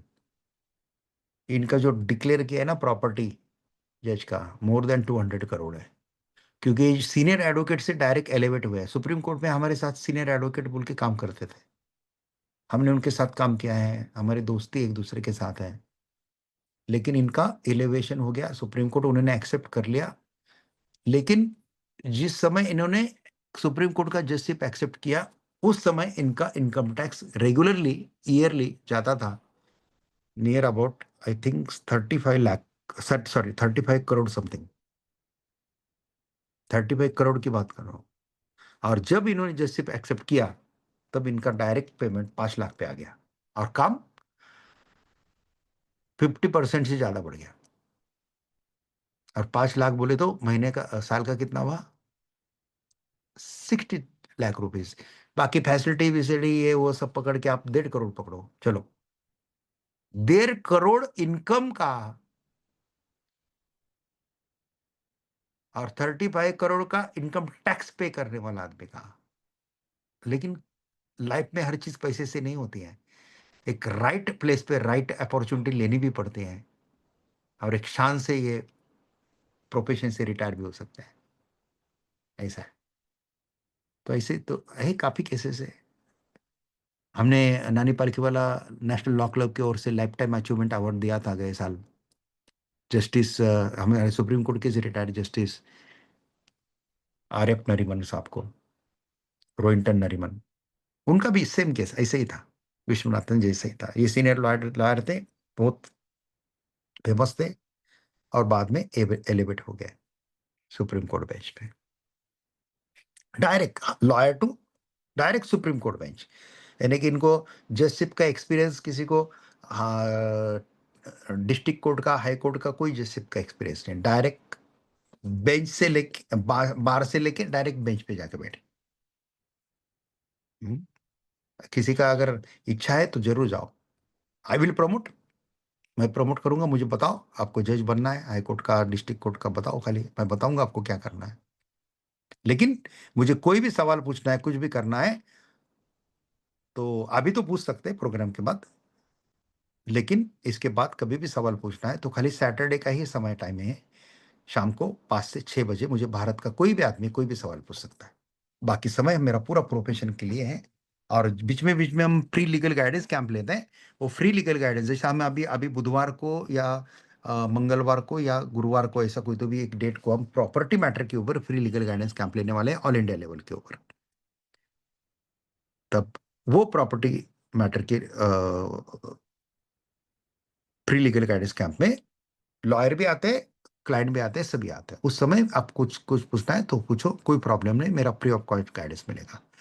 या आपका कोई ग्रुप है, बड़ा बड़ा ग्रुप है, डॉक्टर का ग्रुप है, या आपका कोई लॉयर का ग्रुप है, या आपका कोई सीनियर सिटीजन का ग्रुप है, या कोई ग्रुप है बड़े ग्रुप, उनको उनके लिए, या बार बार एसोसिएशन है आपकी, या लॉ कॉलेज है आपका, तो आपको एक कोई प्रेजेंटेशन रखना है हमारा, तो आप रख सकते हैं। तो उसके लिए हम टाइम निकाल के आपको 1-2 घंटे का टाइम जरूर देंगे। और उससे हमारा नॉलेज भी शेयर हो जाता है, हमारा नॉलेज भी शार्पन हो जाता है। और हमको भी दिल्ली में रह के भी हम रूट तक जा रहे हैं, रूट तक पहुंच रहे हैं। ठीक है, हमको वो प्री लीगल गाइडेंस कैंप का कोई सुप्रीम कोर्ट के प्रैक्टिस में फायदा नहीं होता है, क्योंकि प्री लीगल गाइडेंस कैंप में जो भी सवाल जवाब होते हैं, या difficulty we are solving the difficulties of the people which is related to the trial court only, and we are not practicing in trial court, we are practicing in apex court. So trial court के बाद district court आता है, district court के बाद high court आता है, high court के बाद हमारे पास मैटर आता है। इसलिए फ्री लीगल गाइडेंस कैंप का हमको मॉनिटरी बेनिफिट नहीं मिलता है, लेकिन फ्री लीगल गाइडेंस कैंप के थ्रू हम हमारे रूट तक जा सकते हैं, तो रूट तक जाने का एक आनंद हमको मिलता है। So this is the this judgement मैंने आपको बताया। अभी और एक दो जजमेंट में मैंने आपको क्या अनाउंसमेंट हुआ है सुप्रीम कोर्ट से, वो तो मैंने 5-6 जजमेंट में पहले बता दिया है। लेकिन जो इसमें दिए हैं जजमेंट, जैसा मीना देवी का जजमेंट है, ये मीना जजमेंट देवी का जजमेंट एक बताता हूँ, और फिर बाद में आपको कैलकुलेशन कैसा करते हैं कंपेंसेशन का ये बताता हूँ। Then we will see, we will take the question answers if you require. Yeah, if you want to share something about this program also, you can share that also if you don't have any question then.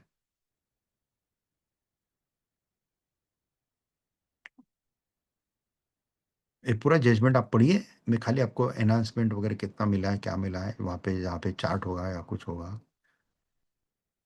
ये देखो यहाँ पे इधर 36 years loss of dependency was calculated applying multiplier of 15 at rupees 4,50,000, and sum of 50,000 was awarded under the conventional head awarding a total sum of compensation rupees 5 lakh। फिर कुछ case laws का उदाहरण देके इसको कैसा बढ़ाया है वो बताया है। Accordingly, this appeal is allowed. The amount of compensation as awarded by the High Court is enhanced by rupees 3 lakh. In addition, the total amount of compensation would be rupees 5 lakh. The enhanced amount shall carry interest.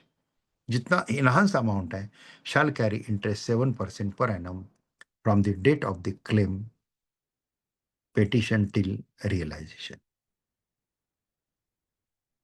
Now we will see the calculation of accident claims. ये भी एक judgement है, इसके भी ऊपर नजर डालते हैं। ये मेरे ख्याल से लिया मैंने, हाँ ये लिया है, थोड़ी देर पहले बताया था। ये क्या, हाँ ये कंपेरेटिव चार्ट बताया था आपको।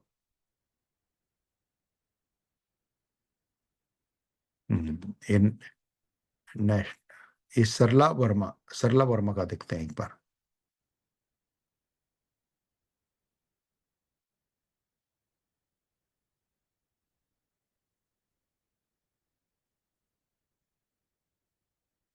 इसमें कितना हुआ है, कितना था पहले।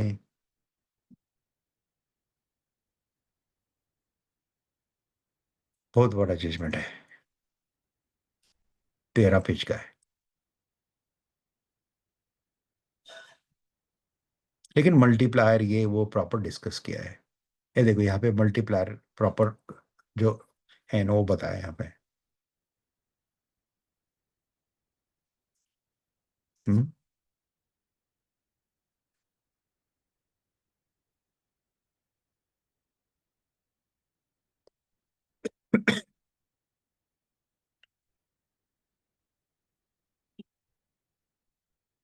हम्म। In addition, the claimant will be entitled to a sum of rupees 5,000 under the head of loss of estate and rupees 5,000 towards the funeral process, funeral expenses. The widow will be entitled to the to rupees 10,000 as a loss of consortium. Thus, thus the total compensation. आगे पढ़िए।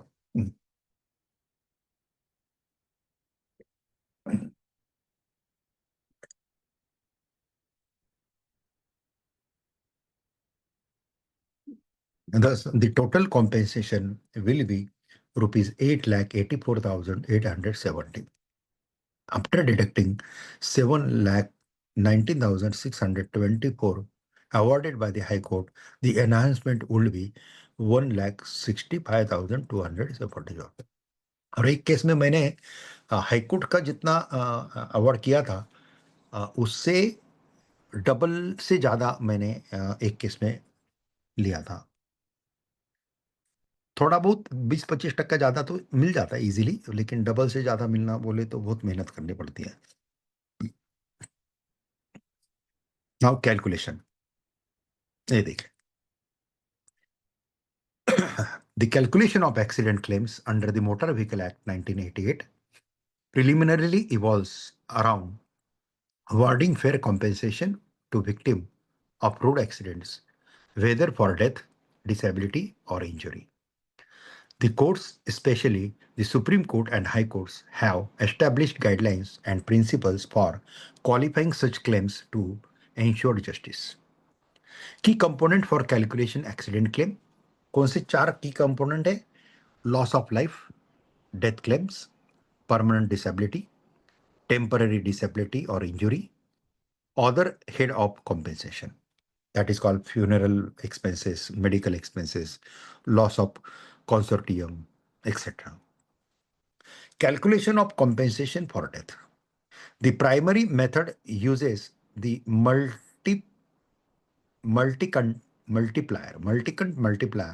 approach. अरे मल्टीकुलर multiplier का approach क्या है? Basic formula क्या है? Compensation.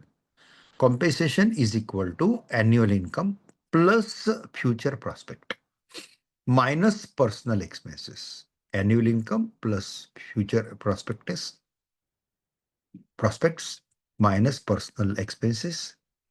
ये सब होने के बाद मल्टीप्लायर. उसका एज क्या है वो हिसाब से 16 17 जो भी होगा मल्टीप्लायर. ज्यादा एज का है तो फिर 8 9 6 5 तक मल्टीप्लायर है.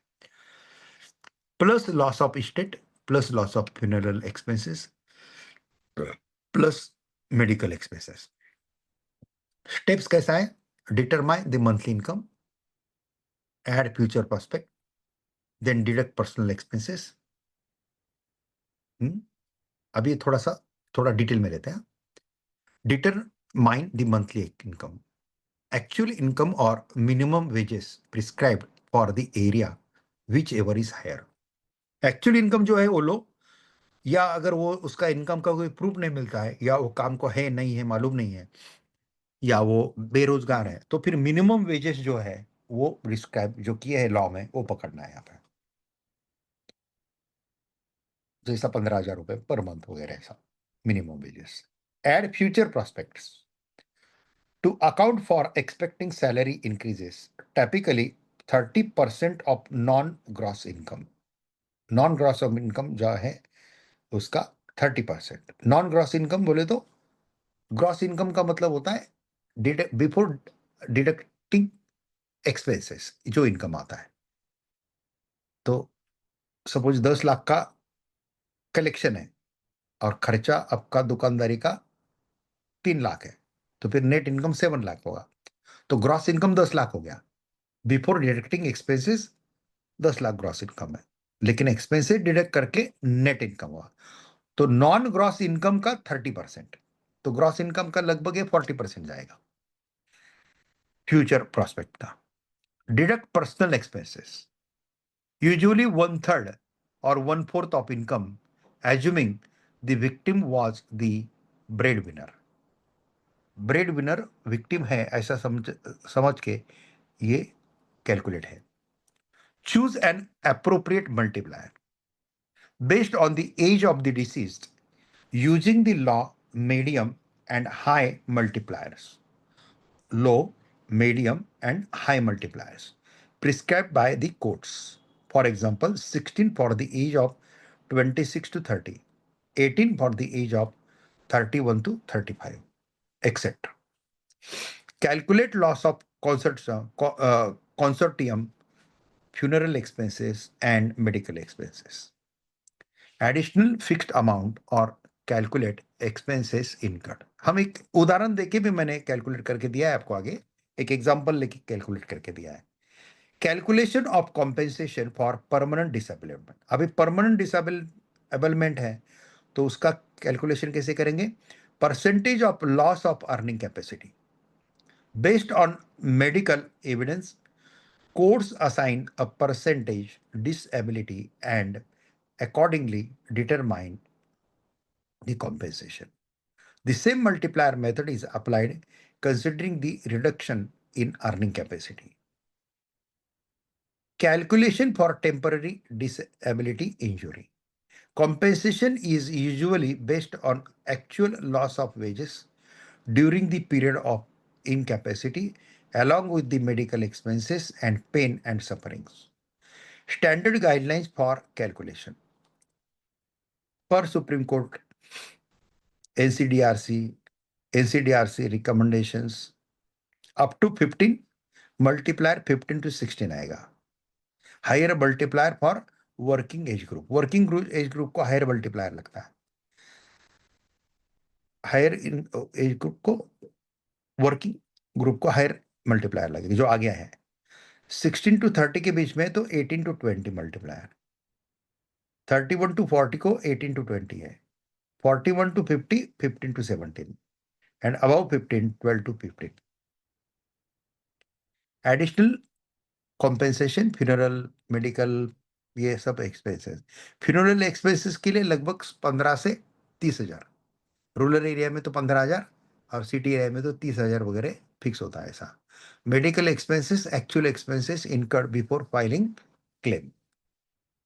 एक्चुअल जो एक्सपेंस आया फाइलिंग बिफोर फाइलिंग क्लेम.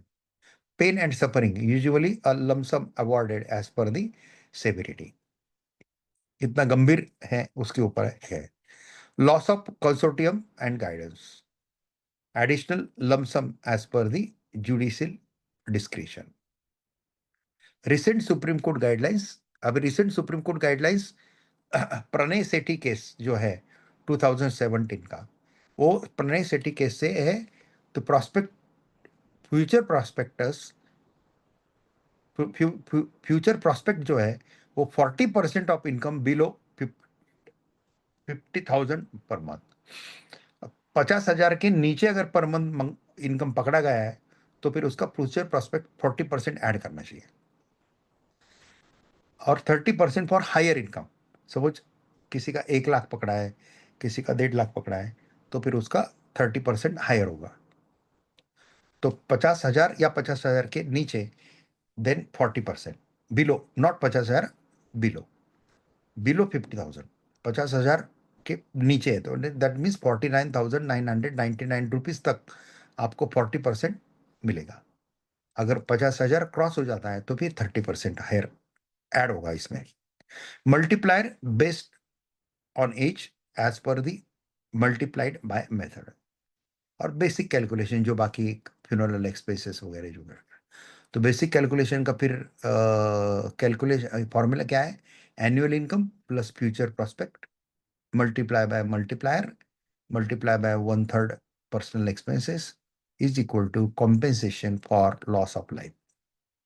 एक उदाहरण दिया है यहाँ पे, देखो एक एग्जाम्पल देके मैंने समझाया यहाँ पे. Example calculation hypothetical. Age of victim मान के चलो 30,000 है, सॉरी 30 ईयर्स है. 30 ईयर्स एज ऑफ विक्टिम है. Monthly income is 20,000. Future prospect 30%, rupees 6,000 month.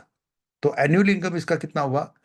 20,000 multiply by 12 plus 6,000 multiply by 12. Prospect 30% add करके मल्टीप्लाई बाय 12, तो टोटल इसका हुआ 2,40,000 प्लस 72,000, दैट इज 3,12,000.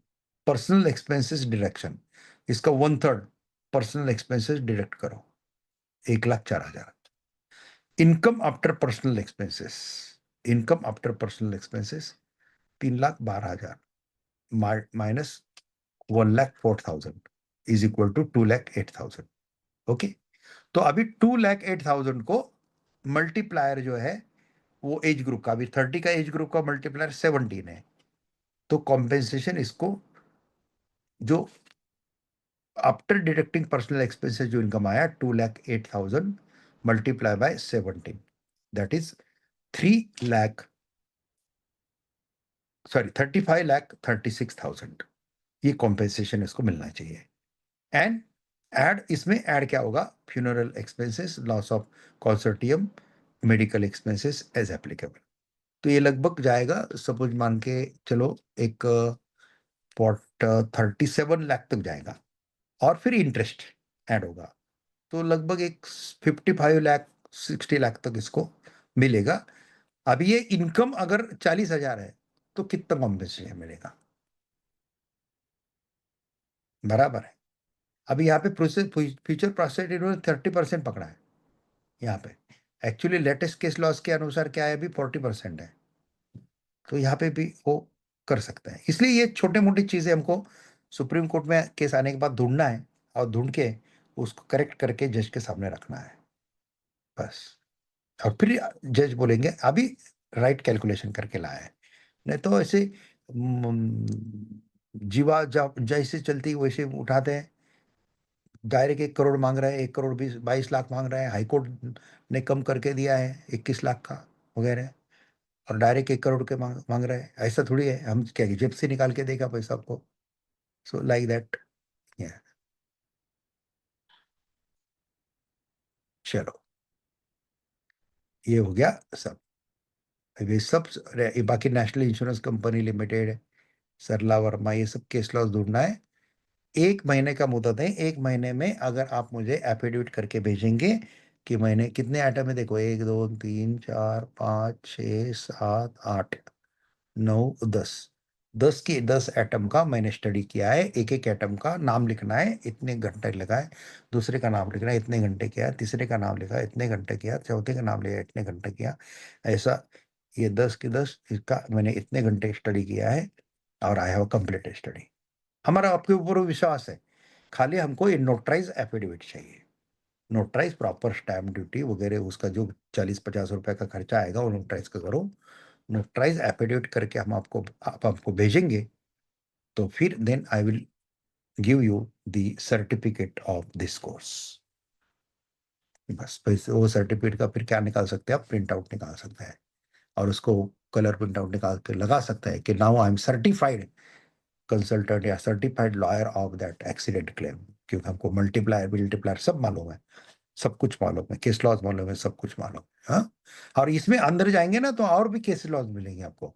जैसे ये नेशनल इंश्योरेंस कंपनी में और केस लॉज, वो केस में जितने केस लॉज दिए वो सब मिलेंगे।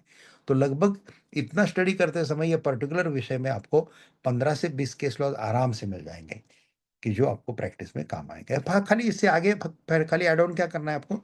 जस्ट नए नए केस लॉज जो आएंगे, 2027 को आएगा कोई, 2028 को कोई केस लॉज आएगा। मीनवाइल गवर्नमेंट का अमेंडमेंट होता है लॉ में, उसके बारे में कुछ आ जाता है, तो ये आपको खाली ऐड ऑन करना है इसमें। तो ये हो गया।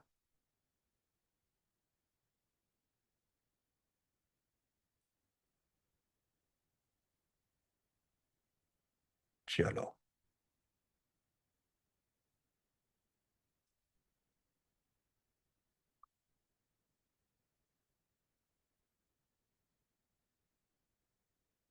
दोस्तों, क्वेश्चन आंसर, एक क्वेश्चन आया है किसी का, वो क्वेश्चन लेने के पहले मैं आपको चाणक्य नीति बताने वाला हूँ। हाँ, हाँ। चाणक्य नीति क्या है? चाणक्य नीति ये है दोस्तों, कि when tribunal is giving you compensation, तो उसमें समाधानी मत रहिए। जैसे किसी एक केस लॉज में हमने देखा था, 21 लाख का मिल गया उसको, तो खुश रह गया वो। फिर हाईकोर्ट ने कम कैसा किया? क्योंकि इंश्योरेंस कंपनी हाईकोर्ट गया था। इसके जगह पे आपको कितना भी कॉम्पेंसेशन मिलो, आपको समाधान जितना है ना, उससे ज्यादा भी कॉम्पेंसेशन मिला, तो भी आप उसको एनहांस करने के लिए हाईकोर्ट जाइए। अगर आप एनहांस करने के लिए हाईकोर्ट नहीं गए, तो insurance company will go in high court to reduce that claim. अगर आप एनहांस करने के लिए गए, तो हाईकोर्ट एनहांस करेगा, नहीं करेगा तो भी उस समय इंश्योरेंस कंपनी को भी आप खींचते हैं। तो उस समय एक तो हाईकोर्ट इनहांस करेगा, नहीं तो कम से कम डिसमिस करेगा। कम से कम तो नहीं करेगा, क्योंकि आपका कम प्रेयर एनहांस करने का है, प्रेयर कम करने का है ही नहीं। लेकिन इंश्योरेंस कंपनी जब रिड्यूस करने के लिए जाती है, तब वो रिड्यूस करते हैं, ऐसा करते हैं। और फिर वो डायरेक्ट 6 लाख करके दे दिया, फिर सुप्रीम कोर्ट ने 12 लाख करके दे दिया। तो ये है। अभी हमारे पास जो भी केस आया है ना, वो भी ऐसे ही है। 41 लाख रुपीज उनको ट्राइब्यूनल ने सैंक्शन किया, शांत रहे, गए नहीं आगे। इंश्योरेंस कंपनी गई, उन्होंने 31 लाख कर दिया। फिर सुप्रीम कोर्ट में आए। अगर ये 43 लाख या 44 लाख का जो भी उनको ट्राइब्यूनल से मिला, उसी समय अनाउंसमेंट करने के लिए हाईकोर्ट जाते हैं, तो हाईकोर्ट 51 लाख करके देता है। और उसको अनाउंसमेंट करने के लिए सुप्रीम कोर्ट में आने का, आपने छेड़ना एकदम सुप्रीम कोर्ट तक ही खत्म करना। एक्सीडेंट क्लेम केस को आपने ट्राइब्यूनल के बाद हाई कोर्ट में अनाउंसमेंट के लिए डालना चाहिए। After high court announcement you should put that case into supreme court, final announcement. फिर इंश्योरेंस कंपनी को चांस ही नहीं है इसका रिडक्शन करने का, मांगने का। तो ये चाणक्य नीति केस में है। इसलिए जिसके ऊपर ऐसा बुरा वक्त आया है उसको बोलना बुरा वक्त आया तो आपका, तो हम फिजिकल जो लॉस हुआ है वो तो नहीं दे सकते हैं, लेकिन कुछ आपको गाइडेंस कर सकते हैं। तो उनको ये सब बात समझा देना। और अगर मेरा वीडियो आपको ओपन मिला किधर ही है यूट्यूब पे वगैरह, तो जरूर उसको शेयर कर देने का। बस इतना कर दिए तो काफ़ी हो गया। लेकिन अभी इतना बड़ा वीडियो कौन देखेगा मालूम नहीं, लेकिन हो सकता है तो आप में से कोई होशियार है तो जितना मेरा चाणक्य नीति का या लास्ट पार्ट है उतना लास्ट पार्ट भी अगर आप कट करके इसको वायरल करते हैं तो कोई प्रॉब्लम नहीं। मेरा पूरे वीडियो की वीडियो 400 से ज़्यादा वीडियो है यूट्यूब पे, सब विदाउट कॉपीराइट है। कॉपीराइट है, कॉपी कर सकते हैं, कुछ कर सकते हैं, उसको तोड़ मोड़ कर सकते हैं, कुछ भी कर सकते हैं। मैंने ओपन रखे हैं मेरे बुक जितने भी है सुप्रीम कोर्ट के लॉज के ऊपर, किसी को भी कॉपीराइट मैंने नहीं रखा है। बस किसी को जेरोक्स निकालना है निकालो, यूज करना है करो। ज्ञान बांटना है, बांटते रहो, बस जितना बांट सकते बांटो, जहां तक पहुंचाना है पहुंचाओ। कोई मुझे परमिशन लेने की जरूरत नहीं कि आपके बुक्स में से कुछ लूँ क्या। ये मैं एक बुक ले रहा हूं तो आपके बुक लिख रहा हूं तो आपके बुक के लूँ क्या, कोई पूछने की जरूरत नहीं। बिंदास ले लीजिए। जेरोक्स निकालना है निकाल, ओरिजिनल पुस्तक नहीं परचेस करना है मत कीजिए, जेरोक्स पर लेना है ले लीजिए, जो करना है करो। लेकिन ये एक नॉलेज, ज्ञान, लॉ का जो ज्ञान गंगा है ये यूजर तक जाने दीजिए। बस इतना ही मेरा मत है।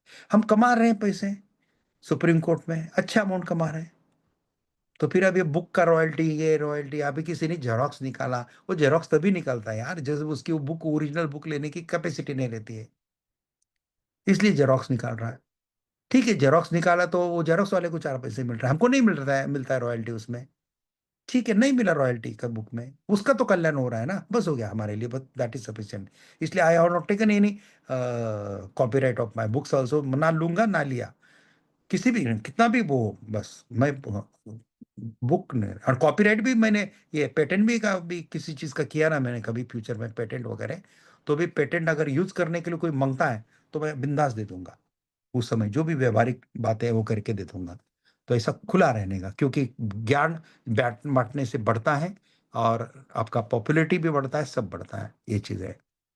तो दोस्तों ये होता था गुप्त ज्ञान।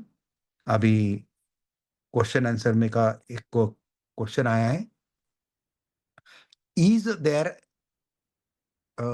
if there is no insurance policy at the time of accident, who will pay the compensation? अगर इंश्योरेंस लिया ही नहीं हो व्हीकल का तो फिर ये कॉम्पेंसेशन कौन देगा? तो कौन देगा? Give me the answer in chat box, बताओ। इंश्योरेंस अगर नहीं है then who will give the compensation? Compensation तो देना पड़ेगा भाई, जिसका लॉस हुआ है तो उसको तो कॉम्पेंसेशन देना पड़ेगा। फिर ये कॉम्पेंसेशन देगा कौन? Can anybody give answer? तो दोस्तों इसका आंसर है जो ओनर है, owner of that vehicle should give the curses, बराबर, the from the source of the culprit. Culprit जो है, जो ओनर है जिसके कारण एक्सीडेंट हुआ है, ओके, उसने देना। अभी ड्राइवर ने एक्सीडेंट किया तो रिस्पॉन्सिबिलिटी ओनर की रहती है, तो ओनर ने कॉम्पेंसेशन देना, ड्राइवर को जो सजा होनी है वो सजा होगी। तो ऐसा इसका है। 2 मिनट के लिए मैं अभी थोड़े आपके माइक ओपन करता हूं, 1 मिनट। कहाँ गया? Yes, and if you have any question answers then you can directly ask me. हाँ, now you can unmute yourself. आप क्वेश्चन भी पूछ सकते हैं, आपको ये प्रोग्राम के बारे में क्या लगा, कैसा लगा, अच्छा लगा जो, या बुरा लगा, या पसंद नहीं आया, तो जो भी रिमार्क है आपका वो भी आप शेयर कर सकते हैं। हम्म? यानी कि आपका व्यूज भी शेयर कर सकते हैं और आपके क्वेश्चन कुछ है तो वो भी पूछ सकते हैं, और आपकी कुछ सजेशन है फ्यूचर में ऐसा लो सर, ऐसा लो, ऐसा, ये भी दे सकते हैं, जो भी है बाद में कमेंट में भी डाल सकते हैं यूट्यूब पे आने के बाद। हम्म? Yes, yes, yes. Yes, hello. Doctor Yashpal Sharma, हाँ बोलिए बोलिए बोलिए। हाँ सर, बहुत अच्छा सेशन था ये। और मैं तो आपकी बुक्स तो अभी जब AOR का एग्जाम था तब भी पढ़ा, एक बुक आपका उसमें था, okay okay okay case laws पे एक बुक था। Okay and okay. moreover it was brief and you have given everything because it's a very big act. Motor vehicle act is the biggest one. So लेकिन आपने सब चीजों को एक एक करके एलोबरेट किया और कंपनसेशन वाले फैक्टर को बिल्कुल कंप्लीटली, मतलब इतनी बड़ी कैलकुलेशन नहीं है मैथमेटिकली, ये छोटी कैलकुलेशन थी जो आप शुरू में कह रहे थे। हाँ बट हाँ हाँ चाणक्य नीति इज द बेस्ट वन कि हाँ हाँ।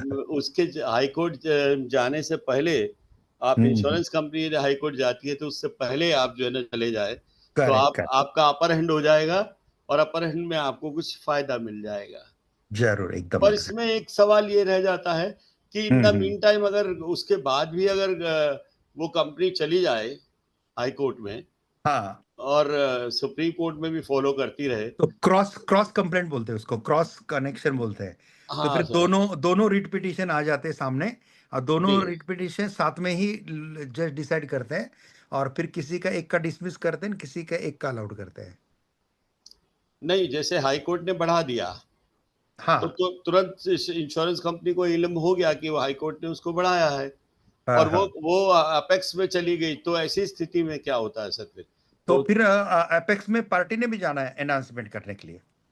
अच्छा, then they will also go for हाँ, दैट। तो फिर जो इंश्योरेंस कंपनी जो गई है रिडक्शन करने के लिए सुप्रीम कोर्ट में, बराबर है, उसको भी पार्टी ने रिस्पोंडेंट बोल के जवाब देना है, और खुद का भी एक अलग एसएलपी डालना है इसके लिए, एनहांसमेंट के लिए। One more SLP for this announcing yes yes that yes yes. too after the channel of the High Court. Correct correct correct correct. Once it is consumed, then thereafter they'll go for that. Yes yes So yes. this is good Chanakya Niti. I think this has not been given anywhere. नहीं, So, एक law में भी नहीं है ये, थोड़ा नहीं सा है। प्रैक्टिस के अ, बाद थोड़ा सा अपने आप यार, किसी का अगर लॉस होता है तो क्यों हो रहा है उसका, जब when we are focusing on that particular research view, that time we will get that ideas. This is of course a research only, because one cannot find out that exactly where he has to go thereafter. Because correct. he'll sit with that award, he will sit with that particular decision that he has been yes. enhanced his money. But in case he doesn't know that somebody can pounce upon to the, I mean, some for dismissal or something like that. Anyhow, this is very nice, sir. So nice class, sir. And when thank are you. you, when try to take little bit early, as you told that you are tired today, yes yes yes that yes. that will be next time. beneficial for you also. Next. You yes. also find a chance to get rest over the years, sir. Correct correct And your correct. next when you are taking, you please let us know this thing also, sir. Sure sure sure. Live जो नानी पालिके वाला national law club की जो live member है, Oh, I have उनको, taken हाँ, today. Yes, तो Uh, उनको वो तो सब प्रायोरिटी मिल जाती है, हर चीज में कोई इशू नहीं है। so nice, sir. हाँ And हाँ। this particular, I mean, copy of this PDF and all these things, where will we be getting it, sir? Yes yes yeah, you will get that, you will get that notification where you will get it within 2 to 3 days। The same thing which you have just told, yes na? Yes yes So yes nice, sir. Thank you very much, sir. Thank you. Yes yes yes Ji, yes. sir. Ji, sir. हाँ, any other question और any other remark? Yes. Sir, after award of the compensation, we are supposed to get that amount, right? And for getting that amount, we are supposed to file the execution plaint, if I'm not mistaken. Correct So correct. so how we can speed up that? I mean, like how that process goes? But mostly insurance company is giving that amount without the execution also. Okay. But sometime when insurance company thinks the award is a very large amount, and we should not give that amount, that time when they are thinking to go in appeal, at that time before they are entering in appeal, you can initiate your execution process also. If you are not inclined to go for enhancement, then you can initiate your execution process. Right. And allied question would be, see, when accident happens, so we do have two cases. I mean, one is compensation, and other one is state case on the on the Huh. driver. I mean, whoever That is driving that. that is Right. criminal. That is criminal case of that case. Yeah, criminal case. So whatever outcome comes from the criminal case, so would that have any bearing on the this civil suit? I mean, that compensation claim. No. Both matter are different. So in that criminal case, whatever is punishment is there, or negligence towards the owner is there, whatever there fine, compensation, everything. So that is a different. And accident tribunal claim is a different. So if a criminal court is giving some compensation and accident claim court is giving some compensation, so both compensation that victim can take or victim relatives can take. Yeah, and is it needed a driver should be at a fault who basically caused to that accident? What I'm not getting. Say whoever driving the car or vehicle, is it necessary that person driving is at default or No. to get the compensation? No. Whether he have the license or not, whether he have default or not, it is irrelevant to get the compensation. Because compensation is for the loss of the life, Okay. for the loss of life and loss of the disability. So due to disability, he has right to get the compensation from the insurance company. And so third party insurance is there. Third party insurance or personal insurance is also there. Okay, any more question? Understood. Thank you. Okay, thank you. टोपडे महाराष्ट्रातले का तुम्ही? Yes, Pune. Okay. Pune. Okay. पुण्याला आहे का tribunal आहे, accident tribunal आहे पुण्याला? हो आहे ना. अच्छा. मला वाटलं मुंबईला जायला लागते काय. ठीक आहे. चलो. Okay. Thank you friends. Okay. काफी समय दिया आप सबने, सबका धन्यवाद. ऑन बिहाफ ऑफ नानी धन्यवाद. पलकीवाला, सबका धन्यवाद. Thank you. धन्यवाद. आपके तो बहुत सारे सर्टिफिकेट लगे डॉक्टर साहब पीछे. हाँ सर, काफी सारे हैं, बहुत सारे हैं. कौन सी सिटी से आप बिलोंग करते हैं? Though I belong to Delhi itself, but I am from Rajasthan. I know Okay. lot of languages, even sometimes Marathi also little bit, अरे वाह, and moreover Bangla also, and all these things. Because I have been, I was in the government of India first. I was a Okay. director there, and thereafter I learned law and LLB, LLM, PhD in consumer protection I did. Because I was a party of this BEAR Act also. Okay. Thereafter, I think all diplomas of Indian Law Institutes, all the 7-8 diplomas, and so many MAs. Yes. I'm fond of study, bus. So you are the fund of this guy. Quite fond of this thing. That's why a 17 degree in my credit right now. Oh. 4 Guinness World. हाँ. तो एक सांस में पढ़ नहीं पाता होगा कोई डिग्री सब. नहीं पढ़ सकता सर. एक सांस में नहीं पढ़ सकता, तो 2-3 बार सांस लेना पड़ेगा उसको. अच्छे सांस लेने पड़ेंगे. Great. Thank you very much, sir. Thank you very much, sir. Thank you. ये सब रिकॉर्ड हुआ है, ये सब आएगा इसमें. अच्छा है sir. It should be there. Okay. Thank you, sir. Thank you. Thank you. Namaskar, sir. Namaskar. Thank you.